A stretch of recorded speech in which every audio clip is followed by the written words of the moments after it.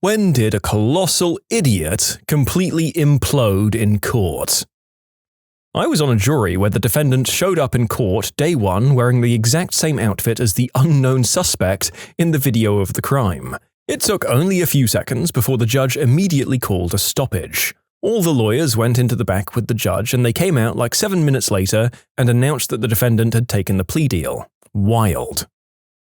The client was being sued and he didn't like the opposing counsel or the judges, so he left the court a bunch of voicemails so profane that he was subject to a criminal contempt of court hearing. I will never understand these people. I've been before a magistrate twice in my life and you'd better believe I was as polite could be. What sort of damn fool looks at the person who can destroy their life with the bang of a gavel and thinks, "I'm gonna give this guy a piece of my mind"? With the utmost certainty in his voice, he yelled at the arresting officer, "It's not domestic violence, I'm on public property." You could tell from his face that he really thought he had the cop over a barrel with that one. But let's just say reality stepped in pretty quick there. The petitioner attorney's client. The man claimed workers' compensation and threw the kitchen sink at us, meaning he basically listed just over half of his body parts on the claim petition, stating that he had injured each one. He was full of crap and my firm knew it. Anyways, we were going to trial and the day before, we ran one more social media search. This absolute frickin' moron posted a video of him winning a breakdance competition that was only a few months after the alleged work incident. Never saw a quicker dismissal in my life. One client of ours baffles me to this day. He had multiple cases, including aggravated battery and substance possession. At the insistence of the dude's family, we moved heaven and earth, getting him bond, so that he could get out of jail and live with said family until the case was over. The whole process took weeks. Less than a day after getting out, he was caught stealing $16 worth of batteries from Target. Bond revoked. To be fair, the line between stupidity and compulsion is blurred with this one. For anyone who's curious, we immediately ordered a psych evaluation for him. He was found competent, but it was also confirmed that he had mental health issues. The aggravated battery charge ended up being dropped and he took a plea for time served. My wife's lawyer bans all clients from using social media after he lost a big case. A wrongful death lawsuit where a man's wife was killed. Easy money, right? They were about to settle until the other side found his pictures online from a club a week after his wife died, with him underneath an exotic dancer whilst wearing a shirt that said, "I love MILFs." Apparently they could prove that he didn't have that much pain and suffering anymore. Well, people deal with grief in very unusual ways, and it's honestly not impossible that this guy was in fact in a great deal of pain over the loss, but nonetheless, it is not a good look.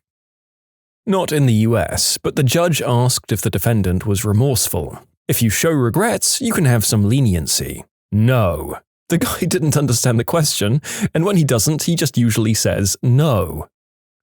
Client added 9 years to his short sentence. He'd got like a year or two from being involved in a drag race where the other guy crashed and severely injured someone else. Then, towards the end of his short prison term, he tried to escape and got 9 more years for prison escape. He became friends with John Lennon's killer in the New York prison, which was interesting. A guy I used to work with's brother-in-law got injured at work and was suing for a hefty sum.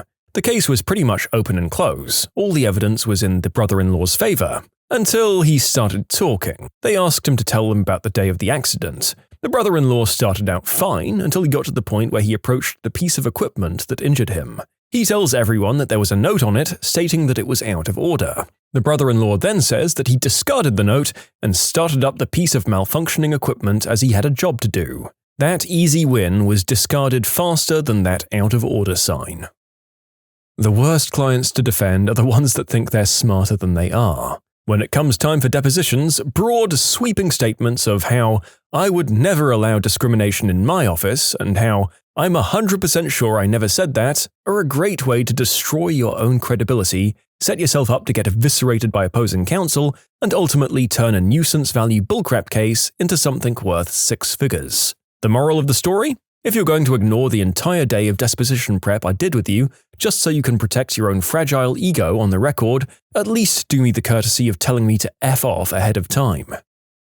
I had an instructor who was a prosecutor. He called a witness who had seen the whole thing and had an interest in seeing the defendant punished. Slam dunk case, right? She thought she was on TV. She overreacted every word. completely embellished the retelling of events, didn't lie, but she was the center of her version of events. He said you could see the faces of the jury members sour minute by minute. He lost the case.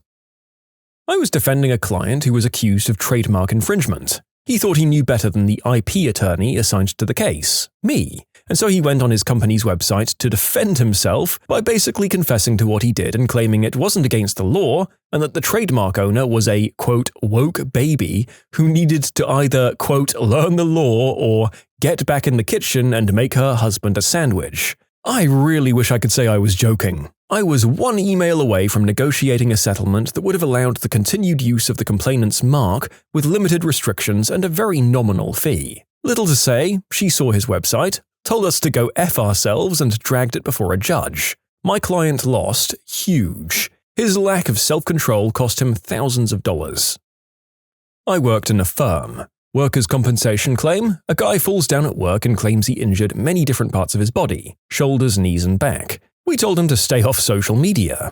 No problem, he doesn't use social media. At the trial, he tells the judge he used to be a spin class instructor, but since the accident, he can't teach classes anymore. Well, turns out he continued to teach these classes after his injury. This was proved by hours of surveillance the insurance company did, showing him teaching and vigorously riding in spin class. How did the insurance company know he was still an active instructor? The guy posted his full teaching schedule on his Facebook page. His potentially very lucrative claim was quickly changed to a fraud claim against him. Not me, but a colleague. A wealthy client's son got picked up for substance dealing at a local music festival. The client bailed him out and then had his whole fancy law firm defend his son. The son then shambled into the courtroom, clearly on something, and loudly attempted to buy substances off the bailiff. There wasn't a lot the lawyers could do after that.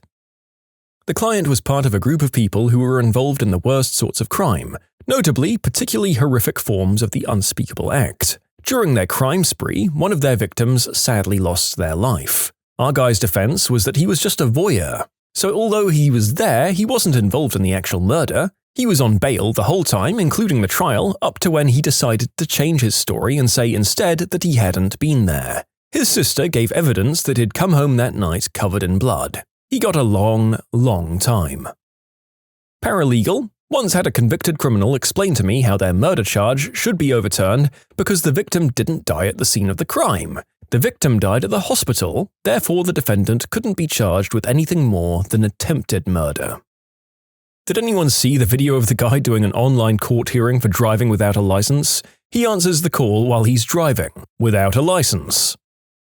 Recently, he was in court, and apparently part of the requirements of this guy was that he not talk to his family. He called his mother on Mother's Day. The judge said, "Your mother seems to care about your freedom as little as you do. Put the cuffs on him." I don't know the perimeters of this case, I was just a bystander in court. The lawyer, in sweats mind you, said, "Judge, I told her, you can't fix stupid." It was wild to watch.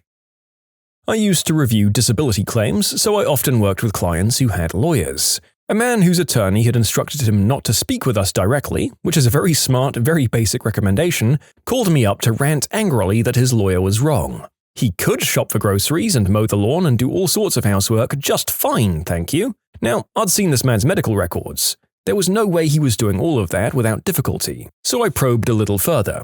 He could shop for groceries as long as he used a mobility scooter and had his wife carry things in the house. He could mow the lawn if he used a riding mower and took a lengthy break every 10 minutes or so. He could do housework, which was limited to wiping down counters and folding but not carrying laundry. I called his attorney and gave them a quick update as soon as he and I hung up. I approved his claim, but that man is so damn lucky he got someone who was willing to take an extra 15 minutes with him. Did the guy just not want to get his claim approved? What was happening here? Bizarre. Maybe it was some form of not wanting to admit to himself that his condition had got to that point? Who knows? I was in courtroom watching injunctions and restraining orders play out. One case, this woman was there, but the man was in prison, so he was calling in. After deciding on an agreement, the guy asked if he could make a statement. At the end of his statement, he asked, "And tell the woman to go F herself." He got an additional 6 months in prison. The guy asked to make another statement after getting a tongue lashing from the judge, and he did it again, telling her to go F herself, and got another 6 months. Imagine losing a year of your life because you couldn't shut up for 5 minutes. Around 1990, there was a guy on trial for armed robbery. He pled not guilty. A witness on stand identified the defendant. The defendant jumped to his feet and roared, "I should have blown your head off when I had the chance." He paused, thinks, and added, "If I had been the one who robbed you." A friend of mine used to be a latent print analyst, going to get prints off a suspected arrest for breaking into a home to rob it. While she's getting the ink and paper set up, the suspect shouts, "What do you need the prints for? She looked right at me when I kicked in the door."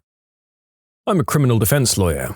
Client was arrested on a DUI. Client lived in a small town. He and his wife would drive to the one bar in town, drink, then walk to their houseboat after a night at the bar. It was a quarter-mile away. He and the wife know everyone in the bar. Another patron that they know gets blasted. The bar owner says she can't stay. The client and wife walk her to his car to stay there until the ride comes. The client gets in the back seat of the SUV. The client is drunk, drops keys on the way to the front seat, opens the now unlocked front door, turns on the car lights to see. He walked around the front from the rear passenger seat. The cops are waiting to see if people leave the bar drunk, see the lights, so of course suspect driving, and immediately roll up and arrest the client. This client has a prior DUI from about 12 years before. The judge agreed that it wouldn't come in. The jury wouldn't hear it unless he, quote, opened the door. He can't win the case unless the guy testifies. I prep him, continue to prep him, keep prepping him, but keep telling him under no circumstances can he say that he would never drive drunk. Never make broad statements like that. Basically, nothing about the past. No. Direct questioning is going well. I gave him a beautiful, easy last question where he could explain the night and explain why he was upset he got arrested. Because he wasn't driving and was doing everything right. He then says, "I would never do something like that." The door is open, the judge lets in the rebuttal, brings up the old DUI, and the jury takes about 25 minutes to convict. And that's one of about 100 stories. Life is never dull in the criminal defense world. You can submit your own stories to be featured here on the channel. The story submission link is in the description below. And if you want to listen to some vibey music in the background, check out easymode, also linked below, and subscribe. I was a legal clerk for a couple of years in college. Still baffles me how this one made it all the way to the trial. A lady slipped and fell at a chain restaurant and hurt her back irreparably. Wanted a huge payout. She said she slipped on butter that was on the floor. On cross-exam, she was asked what kind of butter, and she answers, "The little pats of butter they put out in the buffet." The defense immediately recalled the store manager. The store had never used that type of butter. The case ended pretty quickly. My dad's psychotic ex-girlfriend was trying to press bogus charges against him, trying to ruin his life and career. And his family. She attempted to make up some things about me too. I had to go through interviews, detectives' office talks, AP's visits. My dad and I filed protective orders. Her response to the protective orders, and I was afraid it would happen, was to vandalize a part of his property in a very gross and obscene way. She also went back to the detective to make up another claim on me, saying I stole her non-prescribed substances, so basically admitting she had illegal substances. So she got a bit more than just a protective order against her. She had jail time now too. Good riddance. I'm not a lawyer, and this isn't my story. But the lawyer who handled my business stuff and had a legal dispute is a federal judge. Before he became a judge, he was a lawyer for divorces and civil stuff. A wealthy male client filed for divorce. There's a prenup. It's pretty ironclad. It discusses the distribution of wealth. The alimony, if any, is laid out at X amount, increasing yearly based on inflation. There is one major exception, and that is if you're caught cheating, you automatically get the worst terms of the prenup. There were also criteria laid out for what constituted cheating. In the woman's case, if she cheats, she gets zero alimony and gets a one-time payment of $100,000. In the man's case, if he cheats, he loses the main family home, all cars that aren't his daily driver, and 1/4 of his business. A buyout option is available but doesn't matter in this story. The lawyer gets to court and meets with his client in a conference room, and the client is beaming. He shakes the lawyer's hand and says, "Hey Mike, I want you to meet Jasmine. I met her 2 months ago. She's amazing. We got engaged over the weekend in France." And Mike shook her hand and slumped in his chair and said, "So, we've got a major problem. You're cheating on your wife with her, and legally this is discovery and I'm required to hand over to the other side." The client is all, "How the frick am I cheating? We're separated." And Mike is all, "Cheating is any bedroom contact before divorce is final. It's in your prenup that you wrote on your own." And the guy flipped out. He ended up being so mad he ditched court, which gave him a default judgment, meaning she gets everything she asked for, plus because of the cheating, plus not showing up, the judge ordered the transfer of money within 30 days, as part of the initial agreement between both parties. And he's not there to contest it, so blam. The guy ended up trying to sneak the company to the new woman via a trust, but it's an illegal move. He also tried to hide the money with her by giving her $1.1 million in cash, in the form of a bank transfer, but the judge stopped that once he found out and required the woman repay the money since she was given notice as well. He fought for years and ended up losing money, time, energy, his business, house, 6 to 7 cars, and his new wife. Now, because I know his daughter from work, he's a retired angry man living in rural New Mexico. He can't afford to golf more than once a month, and he posts about how women are scum. What an absolute moron. You can't think that he was a genius of the business world if he did such a colossally stupid job of overseeing and signing these binding documents. Probably another one of these, quote, self-made men who actually just inherited it all. Sucks to suck. I was in the jury for a 3-defendant murder trial. We sat through weeks of testimony, and from the sheer amount of direct evidence the state had, it was extraordinarily obvious very early on that Defendant 1 had committed the crime. Defendant 2, Defendant 1's brother, and Defendant 3, their girlfriend, were much less obvious, and we were being asked by the state to consider circumstantial evidence to draw the conclusion they wanted us to. That is, until Defendant 3 decided to take the stand. Defendant 3's attorney did a very good job of painting her as the victim of the other's treatment. Her attorney had us feeling sorry for this poor, unintelligent woman who had been groomed since she was 16 by a man 20 years her senior. From the attorney's narrative, Defendant 3 was basically Defendant 1's slave. He controlled what she wore, what she did, and even who she talked to. He even made her get a tattoo saying she was Defendant 1's property. We saw a text about Defendant 1 killing Defendant 3's puppy because she made him mad about something small. We had seen texts from Defendant 3 to Defendant 1 cheering him on after he'd sent her pictures of a bloody knife, the murder weapon, but her attorneys had us questioning if those words were just her playing the role of supportive partner so he didn't come after her next. We were starting to believe that she was terrified for her own safety and that's why she didn't report her boyfriend. I mean, clearly this man was a maniac and it seemed reasonable that she just didn't know how to escape him. Then another defendant's attorneys and the DA tore her apart on cross-examination. They made her look argumentative, tripped her up in multiple lies, and by the time they were done, based on her own testimony, it was pretty clear that she did in fact know the victim and had been the one to plan the entire murder. Shoot, we'd even started to feel like she'd probably manipulated Defendant 1 more than he manipulated her. The other defendants did not take the stand, perhaps smartly. When we went to deliberations, we all discussed how bad of an idea it was for her to testify. We'd decided Defendant 1 was guilty on all counts within the first 5 minutes. Defendant 3 was almost as quick. We decided that while she didn't physically commit the murder, she had conspired and was just as culpable, whatever the formal charge for that was. Defendant 2 took the longest. We all felt pretty strongly that he was somehow involved, but that the DA had not met their burden of proof beyond a reasonable doubt, so we had to return a not guilty verdict on all counts. I used to work at a workman's comp firm, and let me tell you, the people who hurt themselves after they've started getting comp, oftentimes doing stuff around the house. Falling off a ladder, using tools, going horseback riding, stuff like that. They get hurt again and the insurance company is off the hook. And many of them get their doctors to write notes saying they're fine so that they can work, because they're bored at home with a huge injury, and then they're baffled that they don't get workman's comp anymore. Then they overexert themselves because of the injury that isn't better. Had a domestic violence case. For months, we went to preparatory hearings and gathering evidence and got restraining orders. By the time the trial was finally happening, on the same morning of the hearing, the person I'd represented let me know that she'd gone on holidays with the defendant for a couple of weeks and had a grand old time. At that point, the opposing counsel approached me and told me he had lots of evidence of both parties having a great time together. This of course doesn't mean the awful stuff didn't happen in the past, but it really undermined our case where we had little evidence other than some testimonials. At that point, I had to explain to her how even beyond strict legal rules, the judge could potentially change her mind once she saw the claimant was out partying with the defendant, for whom a restraining order was requested. We settled and avoided the trial. I'm not a trial lawyer, but a real estate one. I had clients spend 15 grand on new lounge furniture and 4 TVs with their closing money 48 hours before I was due to close for them. I'm pretty sure that losing a $5 million defamation case and then immediately making more statements and having it raised to $90 million is pretty far up the list. Custody case. The mom was bat crap crazy and flew that flag when she was recorded saying she was going to drive her SUV off the highest bridge in our city, with 3 kids in the car. Days like that killed pieces of my soul.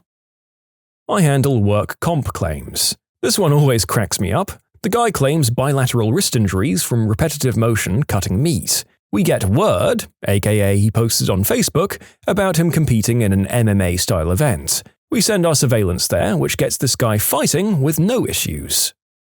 Sounds like if for some reason the narrator is ever living in the States and fraudulently claiming workers' comp, all I have to do is continue my current lifestyle. Stay indoors, never go outside, never post on social media, and play video games to pass the time until the case is won. So how do so many other people screw it up so badly? It was a credit card fraud case in the early part of my career. He actually wore the stolen clothes to court, and a clerk at the defrauded store identified them in front of the jury. I felt like the guy in the commercial that asks, "Do you ever want to be somewhere else?"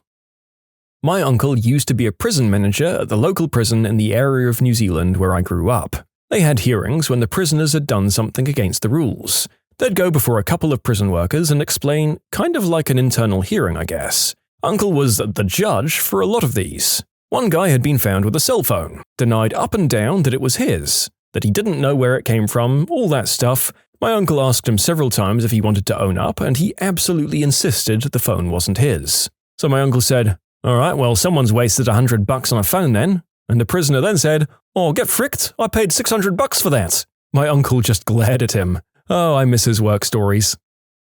Client returns to court drunk after luncheon adjournment, falls asleep, and his head drops right into the side of the witness box, whereupon he proceeds to snore, loudly.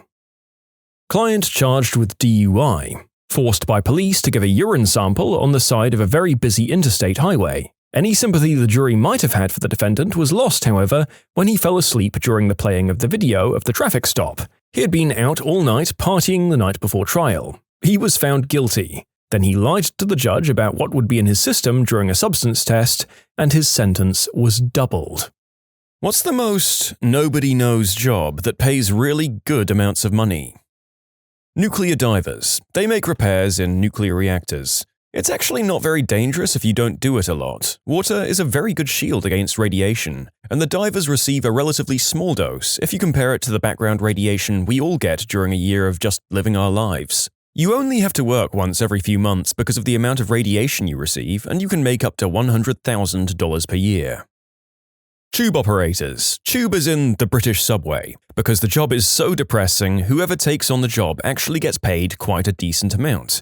However, the conditions are actually awful. Underground means not much lighting. The air is stuffy and there is no one to talk to. You can make a good amount of money and you don't have to talk to people? I'm currently applying for British citizenship. Unfortunately, you'll have to start as a station attendant or something similar. Driver is the top of the transport for London career ladders. You get paid pretty well, like £60,000 per year, but that's as high as you can go. Plus, there's always the chance some poor human being will jump in front of your train. As far as part-time work, I work valet and make around $30 per hour on average. It's a ton when it's literally the easiest job in the world. Shut off your brain and run for cars. The timpanist, or kettle drummer of the orchestra, gets paid really well. Only the first violin gets paid more. It turns out that keeping those kettle drums tuned requires an enormous amount of skill. Maybe this is common knowledge, but I just learned that UPS drivers get compensated pretty well. I've got a friend who's a UPS driver. Can confirm the pay is decent, but he works his butt off. Loads of vacation as well. The catch? It's somewhat like the career of a professional athlete. Big money while you're doing it, but it won't last forever. Old UPS drivers are extremely rare. An important thing to keep in mind with all these jobs is that you should also say where you are. Cost of living is a thing. The worrisome part is that people forget about this in real life too. I have a relative who used to hire people for a government bureau in DC. He said there was no shortage of people who thought they were going to be making bank for an entry-level position based on the salary, and not considering that $75K in DC is not the same as $75K in their small hometown or college town. This is very true. Where I live, that's a lot, but inner city New York? No way, Jose, you'd be living hand to mouth on that. College girlfriend's parents both played in a major city orchestra and got paid more than $100K. Both had PhDs in music. My dad is a physician and my mum is a nurse anesthetist, a job which pays just as much as lots of doctors make, and many don't know it. Just take a master's. Specialist welders. My brother in the southeast makes $250,000 plus to do welding on nuclear projects. He has to have security clearance and a bunch of unique training. He works ridiculous hours in spurts, but has a lot of downtime when a project is either being treated or he's waiting on some special metal to arrive. I've heard of underwater welders making similar money, but they have to live on a rig and most of it is really just hazard pay. Underwater welding is super dangerous and bad for your body. You get paid well because you usually die before you reach 60 because of being exposed to hazardous chemicals. Celebrity dog walker. Technically not no one knows and more of a no one notices job. I'm from Singapore and my uncle sells Hainanese chicken rice as a hawker at $2.50 a plate. Even though the working conditions look rough, he rakes in more than $150K a year. Wow. Might consider taking over his business if I flunk university. Some people are questioning these figures. Well, I'd say that his stall is rather popular and manages to sell about a couple of hundred plates during the lunch and dinner crowd. He works through weekends too, where he gets most of the business. I'm amazed at how much you guys are interested in knowing more about Singapore and where the stall is. Well, Singapore does have a high cost of living, if you're talking about housing and cars, but $150K is definitely enough for you to lead a comfortable life. Although, as some of you have correctly pointed out, his working hours are madness. He wakes up at 4 a.m. every single day to prepare the chicken, the rice, and to set up his stall, and goes home at around 11 p.m. He can't hire workers as well, because he has to protect his recipe. Tech for events. The grunts do okay, but the guys with any skill do well. Corporate events pay better, but concerts don't build themselves. Like anywhere, you'll run into cheap employers. This is a red flag. You might not get paid at all. Avoid these buttholes. There are plenty of gigs that pay well on time. Ask your entertainment union what skills they pay the most for and what they need most. It won't be steady for a while, but get your name out there. If you want a company gig, ask which companies they'd work for if they wanted that sort of gig. You'll learn a lot from what they say, regardless of what you choose to do. Right now, I'm making $60 an hour to scratch my butt. Nothing next week, but that's okay with me. Every job done on a cruiser or a trading vessel will be paid far more than the same job on land. Plus, you don't have to spend any money. I've never met a cruise ship employee that looked happy. They all had the fake Disney smiles going on. Except the entertainment. Those guys spend like 90% of the time hitting on women at the bar. Do cruise ships need IT? I should be more specific. I'm not looking to go back into desktop support. I was thinking more systems administration, which is what I do now. Surprisingly, yeah. Modern cruise ships have a pretty extensive IT infrastructure, and it has all the same problems as on land with the unique problems of being on sea for days at a time. Be aware that it's a pretty grim job at times, since you're sometimes tracing down cabling through conduits that you can often find dead rats in, or some horrible slime that seems to accumulate in places on cruise ships, where they never seem to actually get washed or painted. I've never done the at-sea job, but I did a lot of consulting work on infrastructure upgrades on some cruise ships many years ago. I talked to the onboard IT guys and they told me some horror stories. And, to be honest, the IT stuff seems to be the exception to the rules set beforehand. The pay isn't actually any better than on land and is often worse. The free food and cheap drinks are still okay, but bear in mind that you're on call all the time while the ship's at sea. And when in port, you'll rarely, if ever, get on land. You'll also become the de facto desktop support for the rest of the crew, and often the passengers. It's also worth noting that they're mostly looking for more entry-level people for the onboard crew. They rely mostly on consultants to build properly redundant systems that'll survive at sea. And when it breaks, they'll switch to the redundant backup and leave the failed hardware and systems until they get back to shore and can get a consultant to come back on board to fix it. And bear in mind that my experience was some years ago. I know even then they were looking to outsource as much of their IT as possible, and so these days it's likely IT on a cruise ship is heavily outsourced. I've heard you can make some pretty crazy money working on oil rigs. The hours are insane, you have to leave home for a while and the job sucks, but apparently you can make a killing doing it. Yeah, but dying can also be a problem there. I mean, done deal, sign me up. Oh, you poor phlegmatic and passionless people crack me up. However, I can't imagine any fate on one of those things would be entirely pain-free. Industrial accident or dying in a fire is a lose in my books. Being a court reporter pays extremely well. I live in Texas. The salaries for court reporters here average $75K and up, including retirement and paid vacation time. Even as a freelance deposition reporter, you can make upwards of $100K if you put in the time. It's definitely a skill though. You need to have a strong command of the English language. The theory behind writing on steno machines is also incredibly unique. You will need to be able to alter your normal ways of spelling to be able to write correctly. In Texas, there is a state certification that must be passed before you can be licensed. Texas requires you to write at a speed of 225 strokes per minute for at least 5 minutes. The test is definitely a huge barrier for a lot of people to get licensed. People who clean up crime and accident scenes. Someone shot themselves in the head in your house? Old lady died and wasn't found for a few weeks? The medical examiner and emergency teams will come and take the body, but all of that blood, leaked fluid, bits of crap, and complete nastiness, yep, that's on you to deal with. Enter people who clean up scenes like this for a living, and they can charge whatever they want, because can you really put a price on not having to deal with that mess yourself? Elevator tradesman. An older brother of a friend of mine had this job and did indeed make a very good living. The only real catch was that he was almost always on call. We'd be hanging out at like 11 PM, pounding beer and playing video games, and then the older brother would go take a leak and come back in his work jumpsuit like, "Gotta go fix an elevator and be right back. Thanks for adding the drunk elevator technicians to my list of things I worry about killing me now." Not only does it pay well, but we really need some new blood in the masonry industry. People, if you don't like school, don't go to college, learn a trade. My dad used to shoot wildlife that would stray onto airport runways, and he was on about $65K a year if I recall correctly. A buddy of mine did that. They replaced him with a falcon. Sales professional at a luxury retail store. I worked at a jewelry store in Las Vegas making over $100K a year and being under 30 years old. If you're with the right company and in the right city, commission is limitless. Being in the right location for the right brand is also important here. Though both would technically be luxury jewelry salespeople, there's a difference between working at a major brand in or near a major city versus working at a K Jewelers in a strip mall near a sleepy suburban town. The sexton of a church who gets paid a substantial salary, with benefits and pension, to ring the steeple bells on the hour. Between bell-ringing sessions, he polishes the brass in the church and gets it ready for funerals, weddings, and weekend services. But most of the time, he acts as a tour guide for those visiting the building on weekdays who want to see the church's original Tiffany stained glass windows.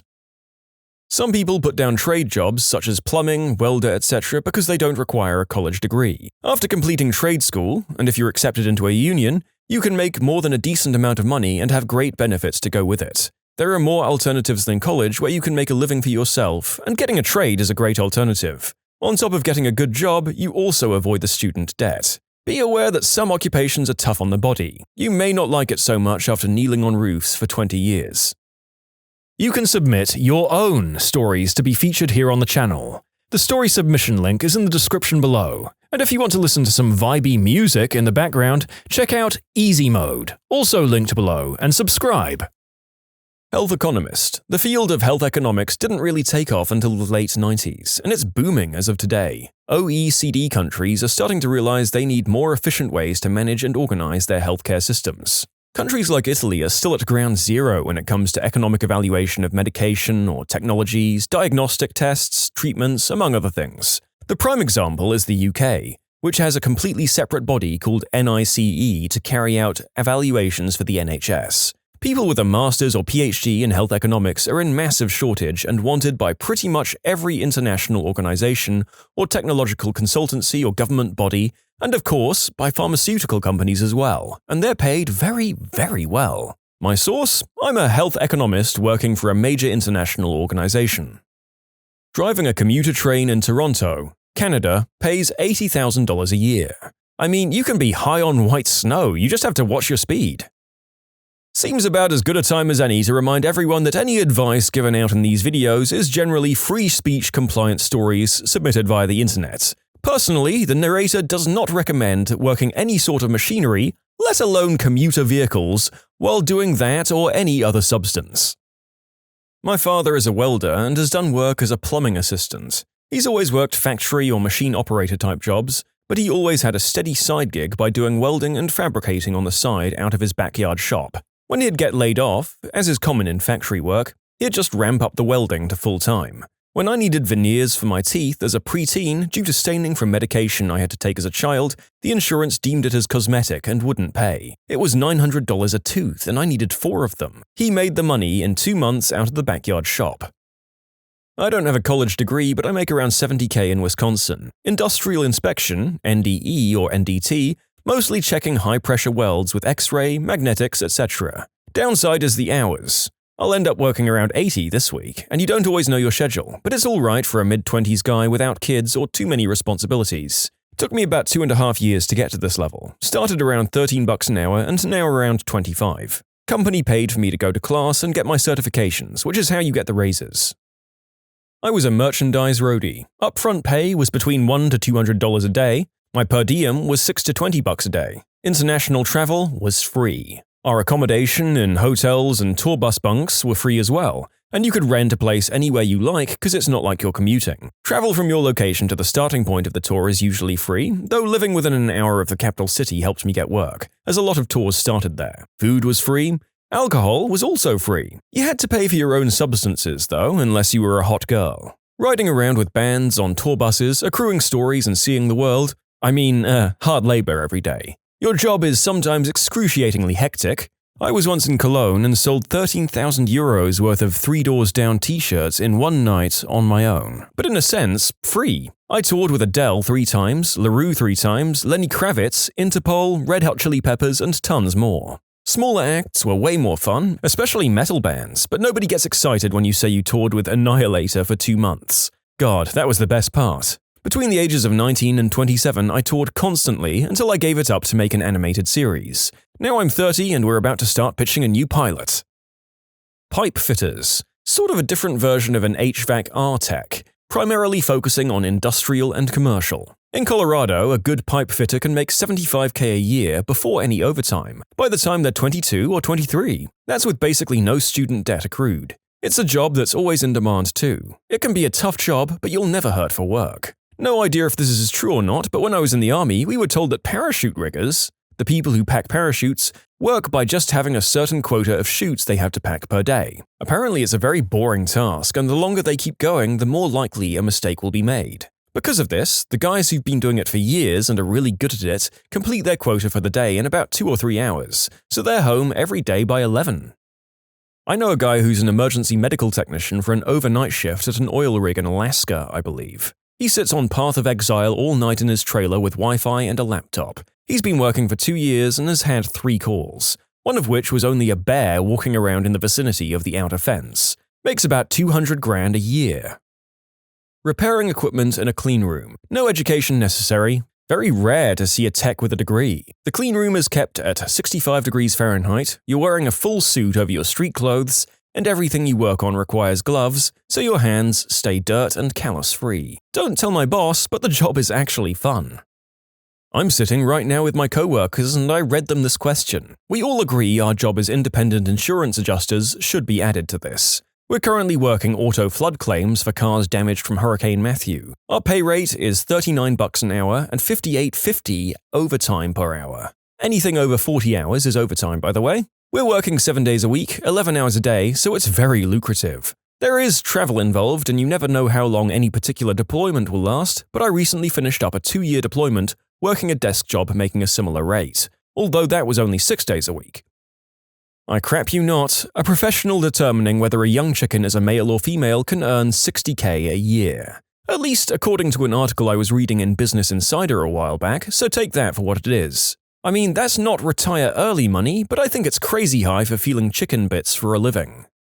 Actuaries. Not truly no one knows per se, but a lot of people aren't really aware of them. Let me save you some time. The examinations are brutal, you'll cry and hate yourself unless you're a masochist who loves numbers. As a student taking these exams currently, I can concur. There are so many and they will continually get more difficult.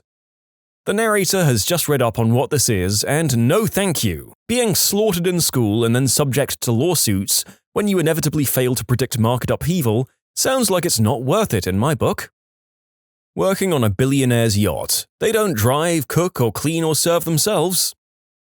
I have a friend whose father is British and his mother is Japanese. He grew up in China for most of his life, but spent a few years in America and some in Japan. He's naturally fluent in Japanese, Chinese, and English. He works for some Chinese company and is essentially the assistant for any big-name people who travel for business. His salary isn't anything incredible, like $75K, but he sometimes goes weeks without working, and when he travels with them, he's treated as an equal and gets to eat and drink at some of the finest restaurants in the world and stays in amazing hotels.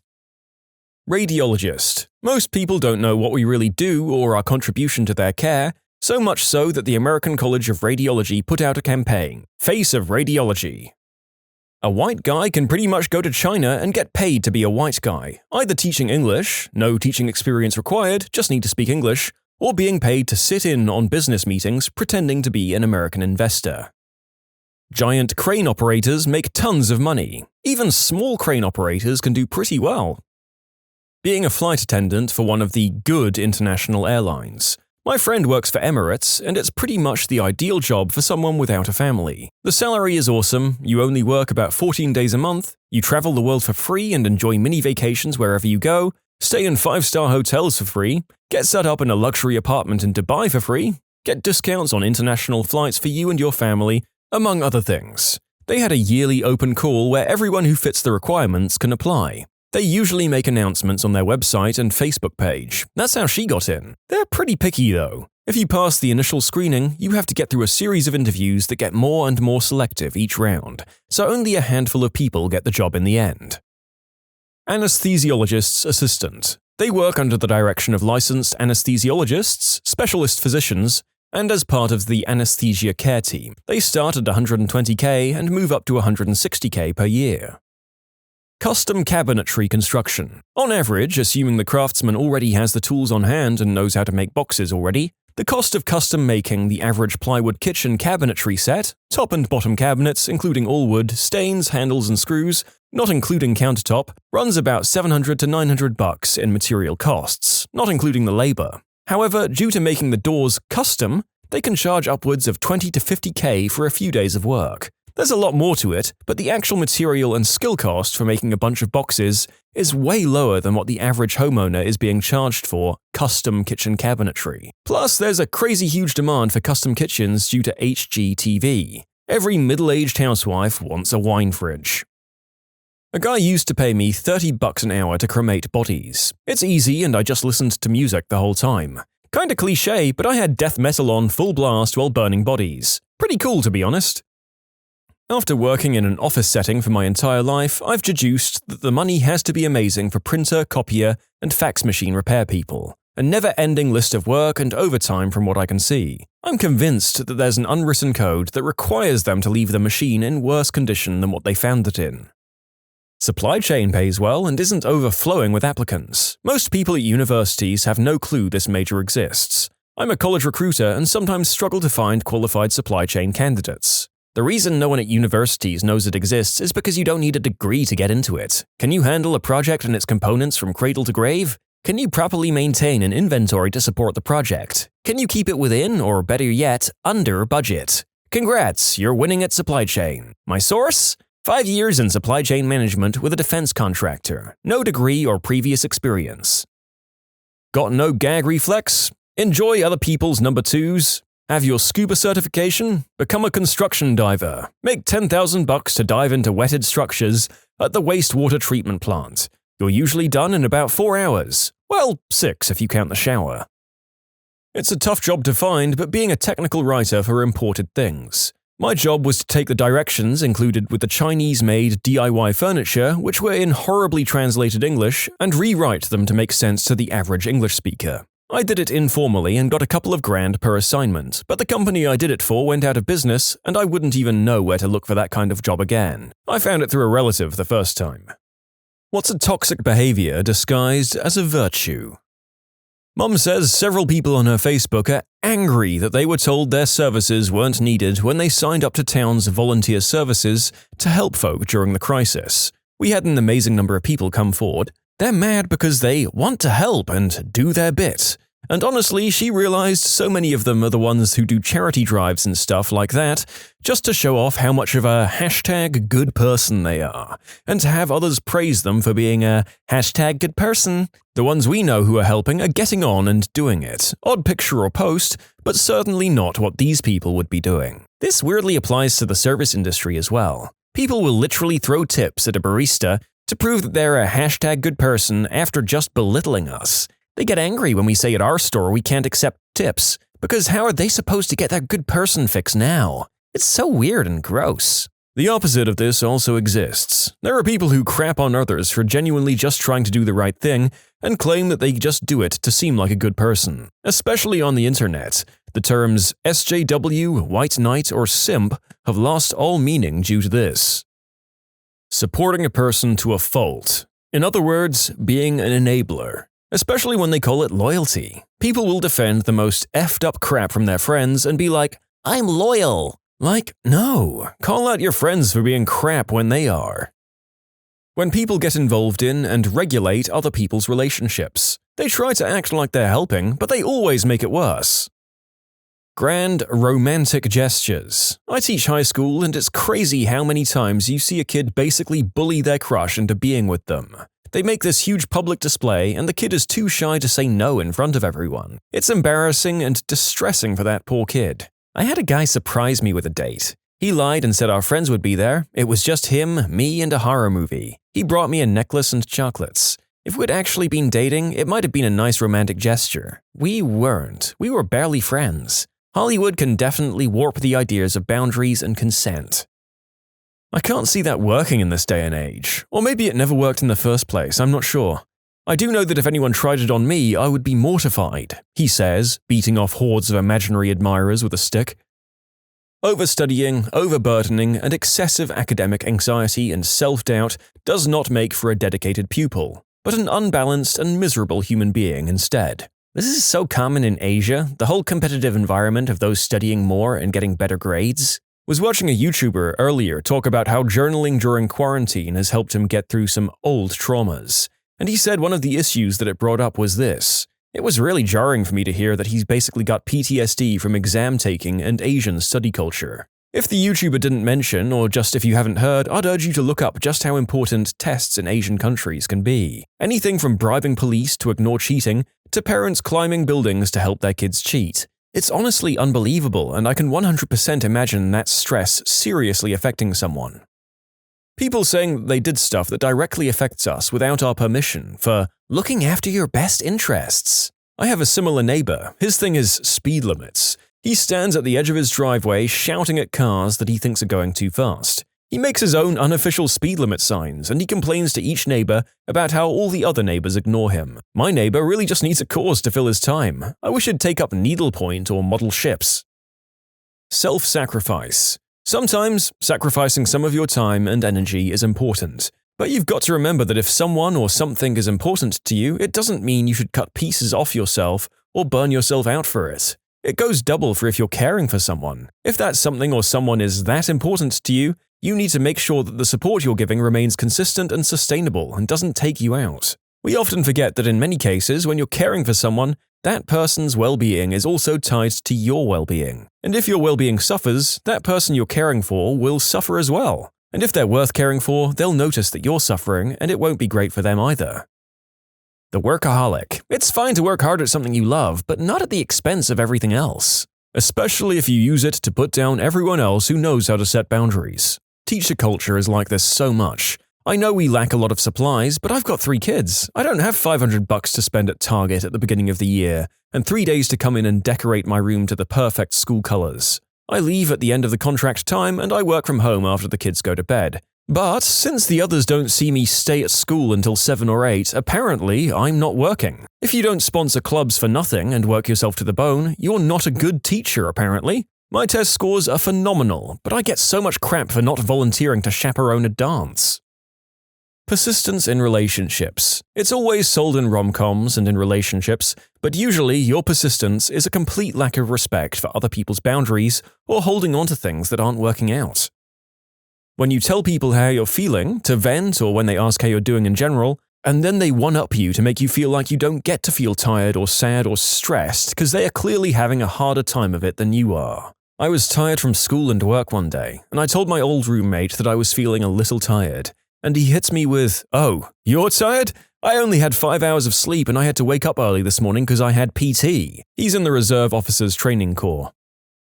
People that do good deeds so that they can brag about it or use it to their own advantage. "Look at me, I'm such a good person. I do all these nice things. Not because I wanted to be a good person or anything. Nope, just so I could tell everyone about all the good things I do. Repeatedly. Like all the time. Because I'm a good person, remember? Hey, by the way, could you do me a favor?" Telling kids that they're so different than anyone else while implying that they're somehow better. The actual healthy thing to do is just stress that everyone is unique and the kids' natural gifts make them who they are, just like other kids' gifts make them unique.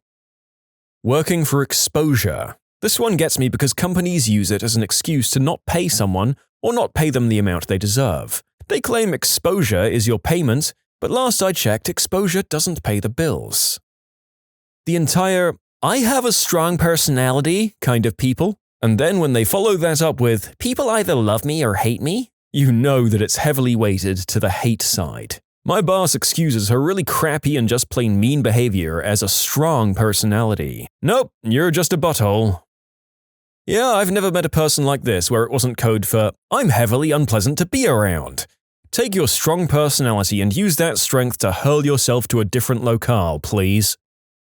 The rise and grind mentality, saying that if you're not working towards something, you're wasting your time. It's important to take time to relax or pursue a passion without monetary gain, but society as a whole has deemed this as wasting your time. My boss tells me he only reads inspirational self-help books to get better at sales, and that's what he wants me to read. I just tell him that the books I like are fantasy, sci-fi, and historical. I'm really not interested in some rich guy telling me how to do relationship marketing, a chapter in and this author is just blabbling about his boating trip with his friend. For me, I don't see it as me doing certain activities that are just wasting time or would be considered pointless. Yeah, I'm not working towards making more money or improving my reputation or whatever's considered monetary gain, but you know what this activity that brings me enjoyment does work towards? My happiness and well-being. You know what you can't do when you're not mentally all in order and it's hard for you to function as a healthy human? Make monetary gains. Am I saying be lazy and always do what you want to do and always try to do something fun? No. But life isn't all about money. I don't care how much fricking money I make if I'm miserable. Family comes first. I grew up thinking that I had a very close extended family until I realized how crappy and miserable most of them were. I've cut them out and feel so much better about it. That kind of hustle culture where successful people give motivational speeches, or more often Instagram captions, where they say stuff like, "If you're not succeeding, you're not working hard enough," or "We all have the same 24 hours. We don't all have the same 24 hours. If you have kids, subtract a couple of hours. If you have kids without a live-in nanny, subtract a whole bunch of them. If you have to work minimum wage jobs to make rent, subtract hours. If you don't have help to cook or clean or grocery shop, then subtract more hours." That's part of why Kylie Jenner's whole self-made millionaire thing bugs me. Even if she came up with her own ideas and did her portion of the work, she never had to worry about financial support to start her brand, or childcare while she was working, or who was going to cook meals for her and her kid or clean her house. Her lip fillers alone, which are a huge portion of her brand, can cost up to $2,000 a pop. You're not self-made if you couldn't have done it without your parents' money. I love Arnold Schwarzenegger for part of this reason. When speaking at a graduation ceremony, he said something to the effect of the following: "I always tell people that you can call me anything you want. You can call me Arnold, you can call me Schwarzenegger, you can call me the Austrian Oak, you can call me Schwarzi, you can call me Arnie, but don't ever call me a self-made man. This is so important for you to understand. I didn't make it that far on my own. I mean, to accept the credit or that mantle would discount every single person that has helped me get here today, that gave me advice, that made an effort, that gave me time, that lifted me when I fell. It gives the wrong impressions that we can do it alone. None of us can. The whole concept of self-made man or woman is a myth. Almost no one is self-made. It's nice to be inspired and think that you can be the next big thing, but having help does go a long way. It's why people are tired of the millionaire celebrities who talk about how you just need to lace up your boots and put your time in. Meanwhile, the Paltrows of the world have nannies and chefs and personal trainers, or the Trumps of the world get A small loan of $1 million. Most common, lower or middle class people will consider it a windfall to find a sitter for an hour or two every now and then, or come into an extra $50 to make it to the next paycheck. It's hard for your average person, where you rely on each other, crash at a friend's house, ask for a quick ride somewhere, maybe $20 here and there to make it through, or ask a relative to watch the kids for an hour or two before you can make it home from work. Even then, it's not always enough. The hustle and self-made culture can be an inspiration from the right person. But when the self-made persons start crapping on people who can't make it or haven't been as lucky, it flips really quick. Humility is what's important, knowing that even if you've managed to make it with hard work and sacrifice, someone can do just as much, if not more, and still fall short. You can submit your own stories to be featured here on the channel. The story submission link is in the description below. And if you want to listen to some vibey music in the background, check out easymode, also linked below, and subscribe. Corporate passive-aggressive behavior. Yes, you're saying all the right things and everything checks out if read back on a transcript, but you and I both know you've simply found a way to abuse the rules for your own gain. My last boss was like this. She'd even brag about the ways she got away with it in the past. She loved to manipulate and belittle people, and this was her favorite way of doing it. What's worse is so many people could see through it, but technically she didn't do anything wrong, so she had no consequences.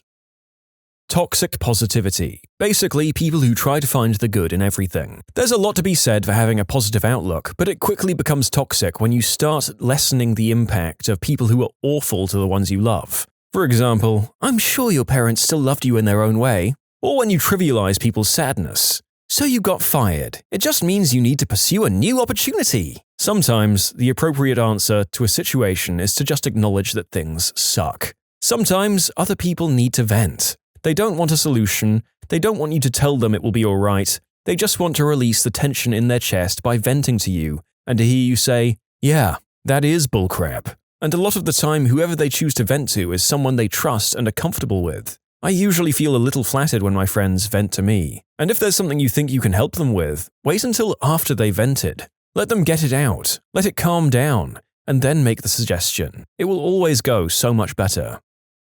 The discovery of toxic positivity has, no joke, been a real revelation to the narrator's life in recent years. Sometimes the best thing you can do for your friend is to acknowledge that things suck and ask them questions, like what they might do next. Offer your opinion on their options if they ask. And just be there and respect their feelings. People who say, this is just the way I am. If you can't handle that, oh well. Like, no, you're wrong.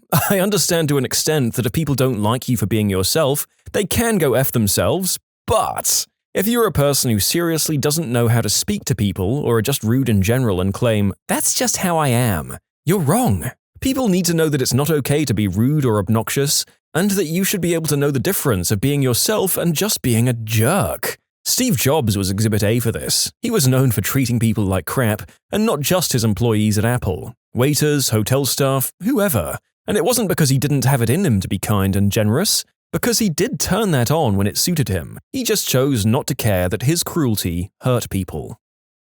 Always being busy and constantly working hard. I have family members that call me lazy because I've created a life that doesn't revolve around constant grinding. Constantly being busy, getting up at the crack of dawn, always complaining about being tired, regularly talking about how there's just not enough time to do things they enjoy. All as if it's some badge of honor. Yes, this. When people talk to me about all the crap they have going on, and I'm sitting here with no girlfriend because I don't want the commitment, and extra person wrapped into my schedule, no house and no plans to buy one because I'm not spending the next 30 years fixing things. I don't like the word project. I hate having projects and chores. I've deliberately taken paths and choices so that I can relax as much as possible. I feel like some people look down on me for it, but F them.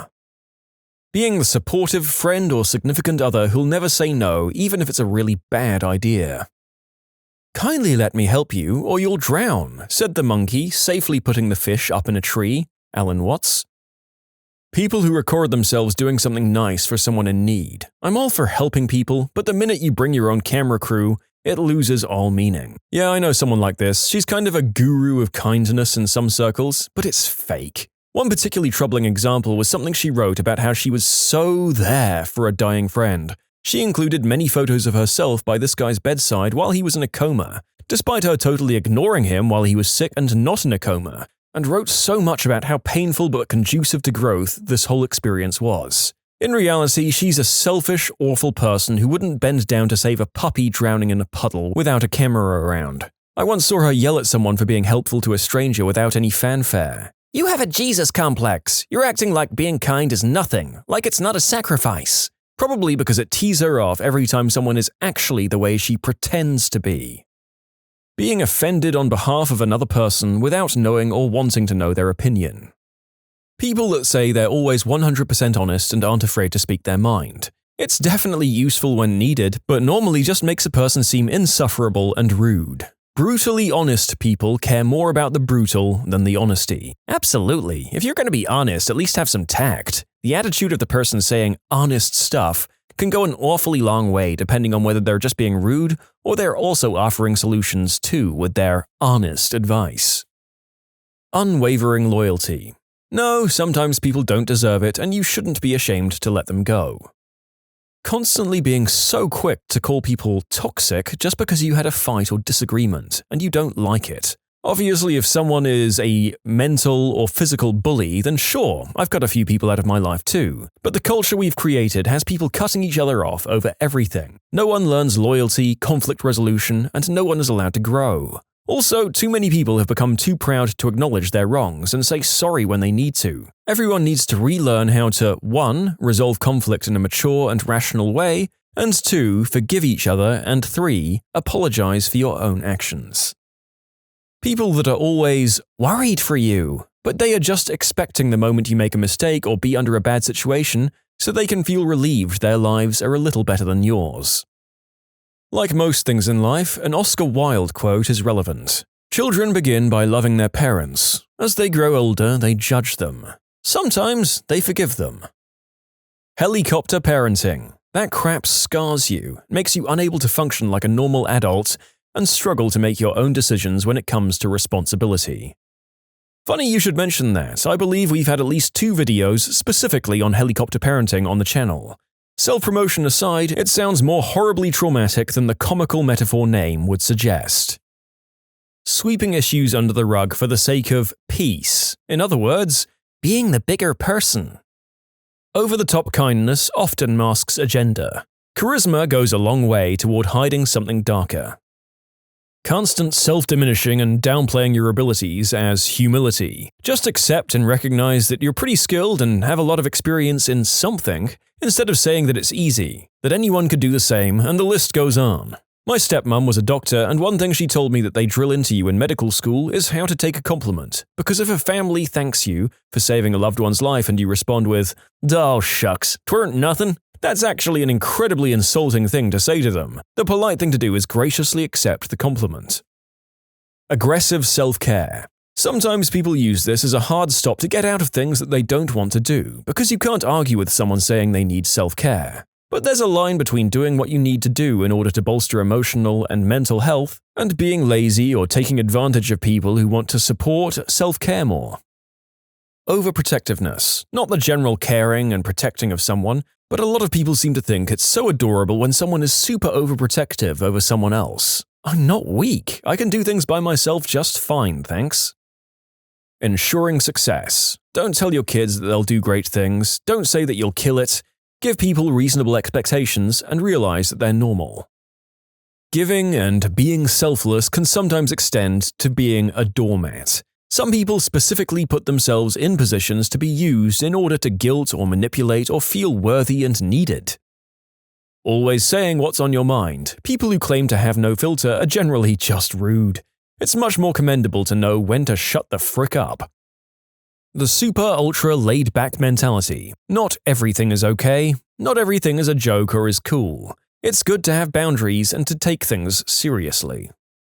When I'm around groups of people that are overtly positive, like a workout group or something, I get crazy annoyed. Not that I'm a proponent of negativity, but I am a proponent of moderation and balance. Without negativity in a strictly positive situation, there's no balance or check. And when it's amplified by a large group of people, it quickly becomes loud and obnoxious to me. It'd be the same case if you were around a group of people that were overtly negative. The lack of balance makes me so uncomfortable. Being too quick to leap on people for perceived toxicity. One example of this is gossip. People love to say that they hate gossip, but in reality it's part of what makes us human. Gossip that is untruthful is harmful, but the rest isn't that bad. For example, if someone tells you that a person they had to work with was lazy and didn't do their part, they're venting, and it saves you from having to go through it yourself. Not being honest with people solely to make them feel good. It's kinda like 50-50 with this one. If they need the boost, then maybe, but overall it's generally a bad move. Putting people in their place. I've only ever seen insufferable drama queens and bullies use this term when referring to themselves. Respecting your elders. Respect is earned, not given. This doesn't mean that you can't show basic human decency, of course. However, I will not respect someone just because they're older than me, no matter what kind of person they are, or how they treat me or make me feel. Sorry, not sorry. I don't really know how to say this eloquently. I think there's this pervasive belief in American society that speaking up when you don't like something or causing conflict is always bad or not cool. Confrontation is uncomfortable for everyone involved, but often is extremely necessary for us or society to change for the better. It seems like we always try to appease the situation we're in, and often it causes undue suffering. What's a sign that things are about to get real bad real quick? When someone who's been doing the job a whole hell of a lot longer than you have looks frustrated or nervous. My dad used to work for a pharmaceutical plant. It was dangerous work, but their foreman was always calm and had never been known to make drama out of anything, even chemical spills. One day, the foreman got a call from his wife. Their newborn daughter was in the ER, suspected meningitis, didn't look like she'd make it. He dropped the phone, said nothing, and literally ran the half-mile across the plant out to the car park to get to the hospital. When he stopped and pulled out his keys, he looked back and saw a dozen or so others running towards their own cars, including my dad. They thought that the only thing that would make that man that nervous was a full-on meltdown, so they weren't sticking around either. His daughter lived and is now a successful engineer, so they still find the story funny. To answer all the questions I'm getting in one go, she did have meningitis and was extremely ill, but pulled through completely unexpectedly. This was Ireland, early 90s, so there was no real protocol or experience for meltdown or severe chemical spills. They obviously had extensive training, but no one genuinely expected it. Bonus fun facts about the story: the guy's nickname before all this was Turbo. This was a joke because this guy only stood up for lunch. These were not fit young, college-aged men. They were all in their 30s or 40s, used to sitting down and doing very little hands-on work with the substances. Think a dozen or so Homer Simpsons sprinting to their cars. Homer being my dad's hard-earned nickname. A few of them did drive him to the hospital so that he didn't have to worry about parking. They also brought the girl, her sister, and her family teddy bears and basic necessities while they were staying in hospital so that they were comfortable. They named a new protocol after her. It deals with emergency evacuation procedures. It's a serious procedure, but the naming was a deliberate joke by upper management. They even brought her in when she was about 2 to do an honorary ribbon-cutting type thing. When someone asks to speak with you somewhere else rather than just to tell you immediately. My former boss always did this, like, "Ted, we need to talk. Can you come to my conference room, pal?" I'd anxiously go in there. "Ted, you still have vacation days left from last year. Please find 3 days to take them in the next 3 months or they expire." That went in a very different direction than most interactions where the boss asks to speak to you discreetly. Happy for you, the rest of us should maintain vigilance when those fateful words are uttered. A work-based warning sign? Once they stop doing the fringe benefits. The biggest warnings is usually the free coffee. Once that goes away, it's done. The free coffee never went away, however, everyone in middle management, the holiday party, quarterly dividends, retirement, 401k match, overtime, hourly production bonuses, raises, morale, leisure environment, vice presidents, half-hour department, overtime pay after 5 hours for drivers and messengers, promotions, breaks, branch meetings, and monthly practice ammo. I'm sure I've left some things out. Overall, it was an interesting ride. Gotta love giving back to their shareholders. If you are having an argument on the street and the guy's friends slowly work their way behind you, that's a bad sign. It's about to go south. When the ones in senior management with a conscience start saying things like, "It's always a good habit to keep your resume current," or, "I hear the job market is really strong right now." I had a buddy printing off his letter of resignation at work. His immediate manager walked into the room and caught a glimpse of what it was. He told him that he should probably just hang on to that and give it to him at the end of the day. Really emphasized end of day. HR called him a couple of hours later and laid him off with a year's pay. You get that strange watery feeling in the back of your throat, the universal "I'm about to hurl" feeling. That's your saliva production increasing to protect the lining of your esophagus from the acids in your stomach. It's an automatic reaction that's a prelude to vomiting. It's a pretty bad sign when the locals all clear out. When the drunk bloke you're having an argument with takes a good long look at your shoes, I can guarantee you he's gonna sucker punch you. Bonus points if you suddenly get a tingly feeling in your stomach. When you're doing the deed and someone says, "Uh-oh," probably not what you meant, but I can confirm. With 2 young kids, hearing "uh-oh" from the other room when my wife and I are doing it is the biggest mood killer and panic inducer there is. When they want the money before the substances, you're screwed. It's Monday, and as you enter work, there are several security guards stationed in the hallway from a company you don't recognize. Your boss tells you to stay in your cubicle until instructed to show up to the conference room, sorted by alphabet. Not everybody is called. Bonus, when you get to the conference room, you have to turn in your work badge to an armed guard to gain access. People wanted closure. Well, this was a layoff that happened at IBM in 1992 to a friend of mine. They laid off about 90% of the office. Those left were relocated to other campuses. 1. You were called into the conference room. You surrendered your badge, got alerted with a bunch of people you were to be let go. 2. Got a severance package. You signed forms, don't talk to coworkers, the press, among others, and you got 1 copier box. 3. You had 15 minutes to fill said copier box with all your personal belongings. And 4. At 15:01, ready or not, the guard grabbed you and escorted you to your car. You had to leave immediately. Some guards actually physically dragged some people out like bouncers. Like old women and everything. One guy worked with the IBM and NASA moon landing team, been with Big Blue for 30 to 35 years. He couldn't fill all his pictures, awards, and all his stuff in 15 minutes, and certainly not in a copier box. He was escorted out. His stuff, like signed prints from astronauts, models of the LEM, were thrown in the dumpster, but some fellow co-workers saved most of it and gave it back to him. It was seriously an absolute cluster frick. My friend in her 50s was sobbing and shaking from the experience. If you see someone showing signs of the FAST, F. Facial drooping, A. Arm weakness, S. Slurred speech, and T. Time, pretty much means the person is having a stroke. You should call 911 because there is a 3 to 4.5 hour window that a stroke person can have a clot buster alteplase, which could end up giving patients most of their normal functions. When someone goes inside their house to get something in the middle of an argument. Alternatively, when someone goes outside to get something from their car in the middle of an argument. The sky turns green. The 3 times I've been in the area where the sky has turned really green, things have not gone well at all. Been through 2 sets of 1.5-inch hail, rain so hard you couldn't see past the windshield, and a wind that would have knocked a tornado over. I'll sit and watch thunderstorms roll in with lightning and thunder, but when things go green, I retreat.